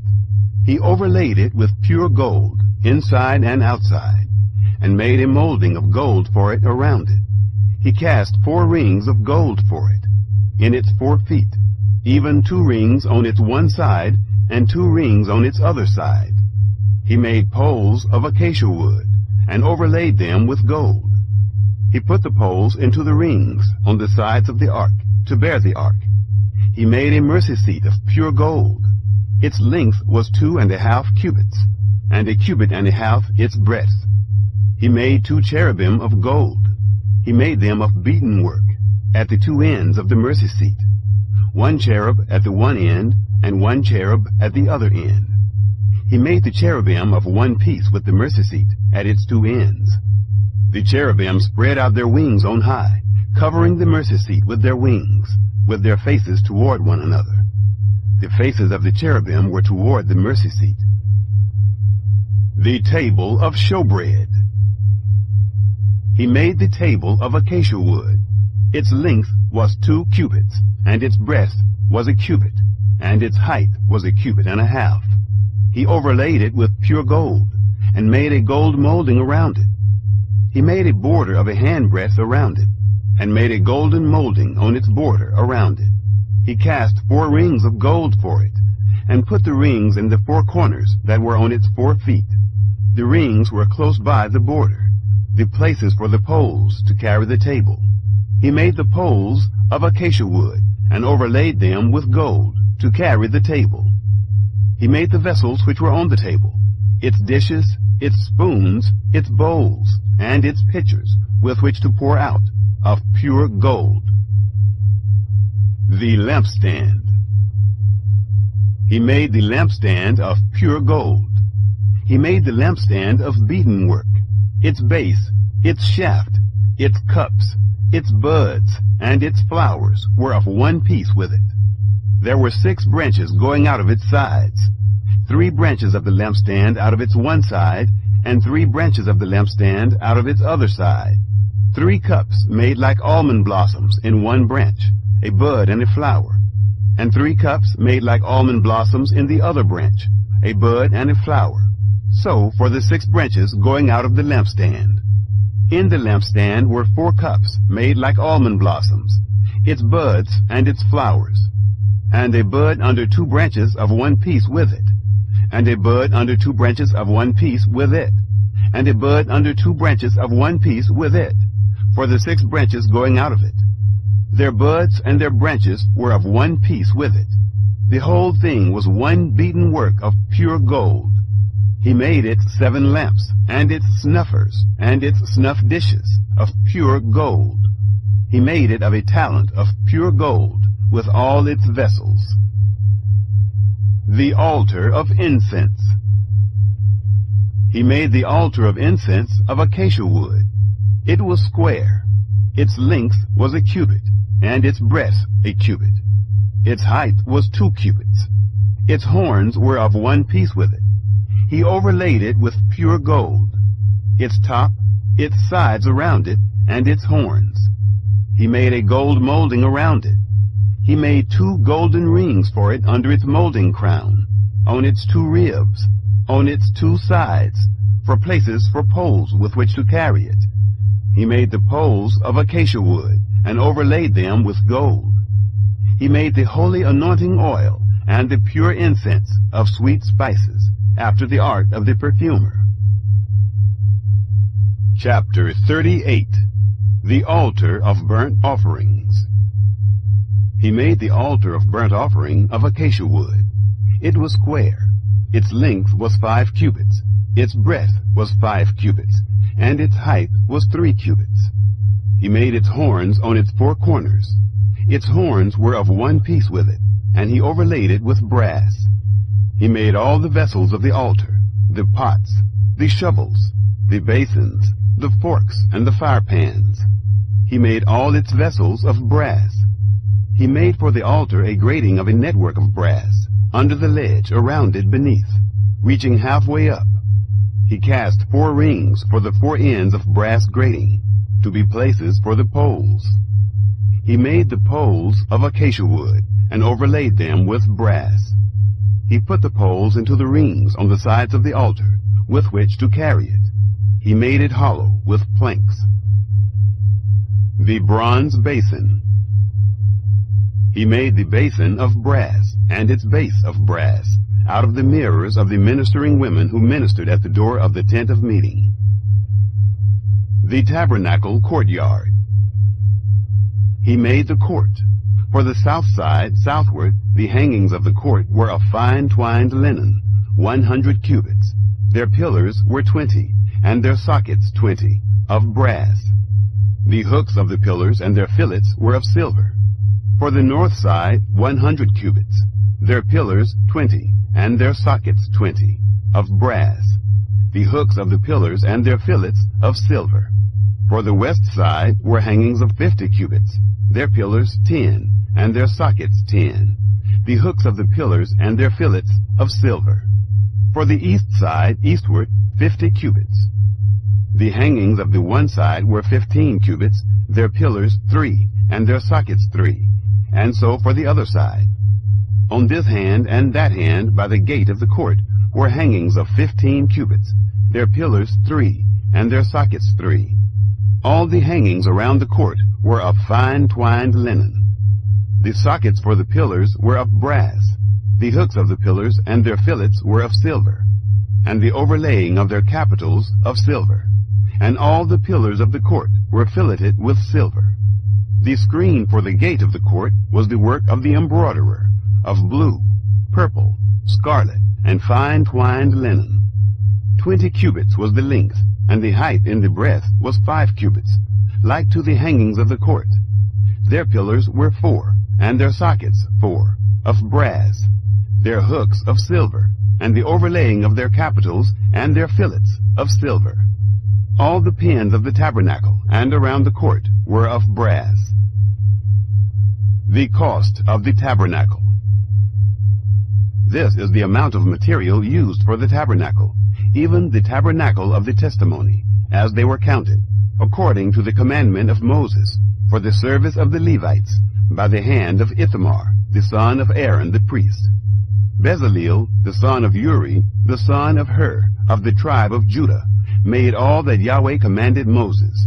With him was Aholiab, the son of Ahisamach, of the tribe of Dan, an engraver and a skillful workman, and an embroiderer in blue, in purple, in scarlet, and in fine linen. All the gold that was used for the work and all the work of the sanctuary, even the gold of the offering, was 29 talents and 730 shekels, after the shekel of the sanctuary. The silver of those who were numbered of the congregation was 100 talents and 1,775 shekels, after the shekel of the sanctuary. A bekah a head, that is, half a shekel, after the shekel of the sanctuary, for every one who passed over to those who were numbered, from 20 years old and upward, for 603,550 men. The 100 talents of silver were for casting the sockets of the sanctuary, and the sockets of the veil. 100 sockets for the 100 talents, a talent for a socket. Of the 1,775 shekels, he made hooks for the pillars, overlaid their capitals, and made fillets for them. The brass of the offering was 70 talents, and 2,400 shekels. With this he made the sockets for the door of the tent of meeting, the bronze altar, the bronze grating for it, all the vessels of the altar, the sockets around the court, the sockets of the gate of the court, all the pins of the tabernacle, and all the pins around the court. Chapter 39. The Ephod. Of the blue, purple, and scarlet they made finely worked garments for ministering in the holy place, and made the holy garments for Aaron, as Yahweh commanded Moses. He made the ephod of gold, blue, purple, scarlet, and fine twined linen. They beat the gold into thin plates, and cut it into wires, to work it in the blue, in the purple, in the scarlet, and in the fine linen, the work of the skillful workmen. They made shoulder straps for it, joined together. At the two ends it was joined together.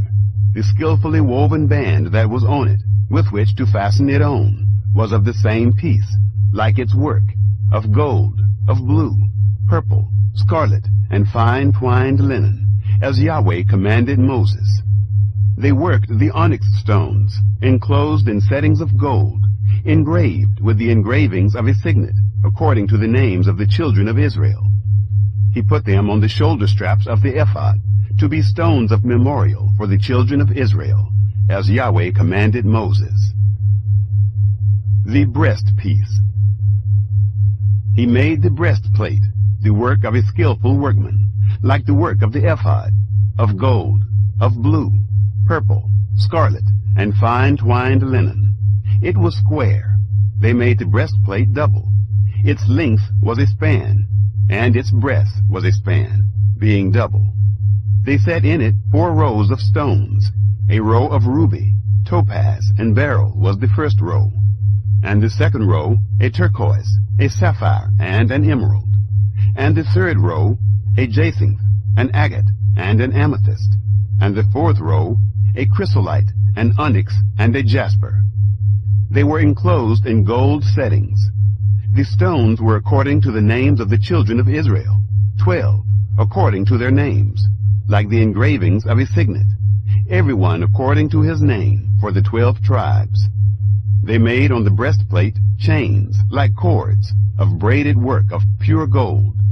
They made 2 settings of gold, and 2 gold rings, and put the 2 rings on the 2 ends of the breastplate. They put the 2 braided chains of gold in the 2 rings at the ends of the breastplate. The other 2 ends of the 2 braided chains they put on the 2 settings, and put them on the shoulder straps of the ephod in its front. They made 2 rings of gold, and put them on the 2 ends of the breastplate, on its edge, which was toward the side of the ephod inward. They made 2 rings of gold, and put them on the 2 shoulder straps of the ephod underneath, in its front, close by its coupling, above the skillfully woven band of the ephod. They bound the breastplate by its rings to the rings of the ephod with a lace of blue, that it might be on the skillfully woven band of the ephod, and that the breastplate might not come loose from the ephod, as Yahweh commanded Moses. Additional priestly garments. He made the robe of the ephod of woven work, all of blue. The opening of the robe in its midst was like the opening of a coat of mail, with a binding around its opening, that it should not be torn. They made on the skirts of the robe pomegranates of blue, purple, scarlet, and twined linen. They made bales of pure gold, and put the bales between the pomegranates around the skirts of the robe, between the pomegranates, a bale and a pomegranate, a bale and a pomegranate, around the skirts of the robe, to minister in, as Yahweh commanded Moses. They made the coats of fine linen of woven work for Aaron and for his sons, and the turban of fine linen, and the linen headbands of fine linen, and the linen breeches of fine twined linen, and the sash of fine twined linen, and blue and purple and scarlet, the work of the embroiderer, as Yahweh commanded Moses. They made the plate of the holy crown of pure gold, and wrote on it a writing, like the engravings of a signet, Holy to Yahweh. They tied to it a lace of blue, to fasten it on the turban above, as Yahweh commanded Moses.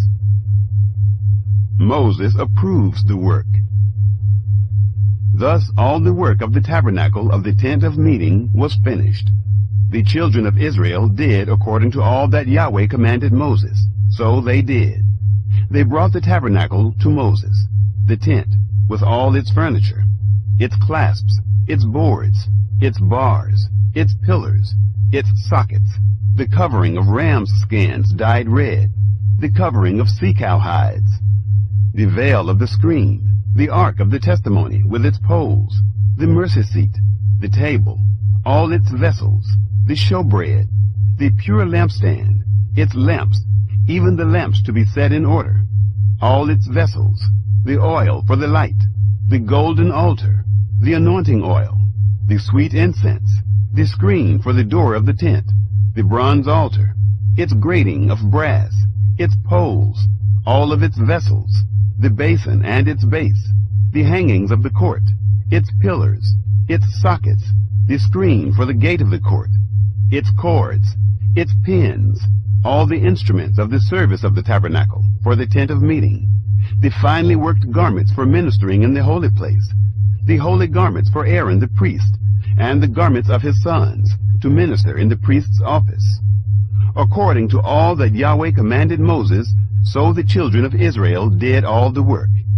Moses saw all the work, and behold, they had done it as Yahweh had commanded. Even so had they done it, and Moses blessed them. Chapter 40. The Tabernacle Set Up. Yahweh spoke to Moses, saying, On the first day of the first month you shall raise up the tabernacle of the tent of meeting. You shall put the ark of the testimony in it, and you shall screen the ark with the veil. You shall bring in the table, and set in order the things that are on it. You shall bring in the lampstand, and light its lamps. You shall set the golden altar for incense before the ark of the testimony, and put the screen of the door to the tabernacle. You shall set the altar of burnt offering before the door of the tabernacle of the tent of meeting. You shall set the basin between the tent of meeting and the altar, and shall put water therein. You shall set up the court around it, and hang up the screen of the gate of the court. You shall take the anointing oil, and anoint the tabernacle, and all that is in it, and shall make it holy, and all its furniture, and it will be holy. You shall anoint the altar of burnt offering with all its vessels, and sanctify the altar, and the altar will be most holy. You shall anoint the basin and its base, and sanctify it. You shall bring Aaron and his sons to the door of the tent of meeting, and shall wash them with water. You shall put on Aaron the holy garments, and you shall anoint him, and sanctify him, that he may minister to me in the priest's office. You shall bring his sons, and put coats on them. You shall anoint them, as you anointed their father, that they may minister to me in the priest's office. Their anointing shall be to them for an everlasting priesthood throughout their generations. Moses did so. According to all that Yahweh commanded him, so he did. It happened in the first month, in the second year, on the first day of the month, that the tabernacle was raised up. Moses raised up the tabernacle, and laid its sockets, and set up its boards, and put in its bars, and raised up its pillars. He spread the covering over the tent, and put the roof of the tabernacle above on it, as Yahweh commanded Moses. He took and put the testimony into the ark, and set the poles on the ark, and put the mercy seat above on the ark. He brought the ark into the tabernacle, and set up the veil of the screen, and screened the ark of the testimony, as Yahweh commanded Moses. He put the table in the tent of meeting, on the side of the tabernacle northward, outside of the veil. He set the bread in order on it before Yahweh, as Yahweh commanded Moses. He put the lampstand in the tent of meeting, opposite the table, on the side of the tabernacle southward. He lit the lamps before Yahweh, as Yahweh commanded Moses. He put the golden altar in the tent of meeting before the veil, and he burnt incense of sweet spices on it, as Yahweh commanded Moses. He put up the screen of the door to the tabernacle. He set the altar of burnt offering at the door of the tabernacle of the tent of meeting, and offered on it the burnt offering and the meal offering, as Yahweh commanded Moses. He set the basin between the tent of meeting and the altar, and put water therein, with which to wash.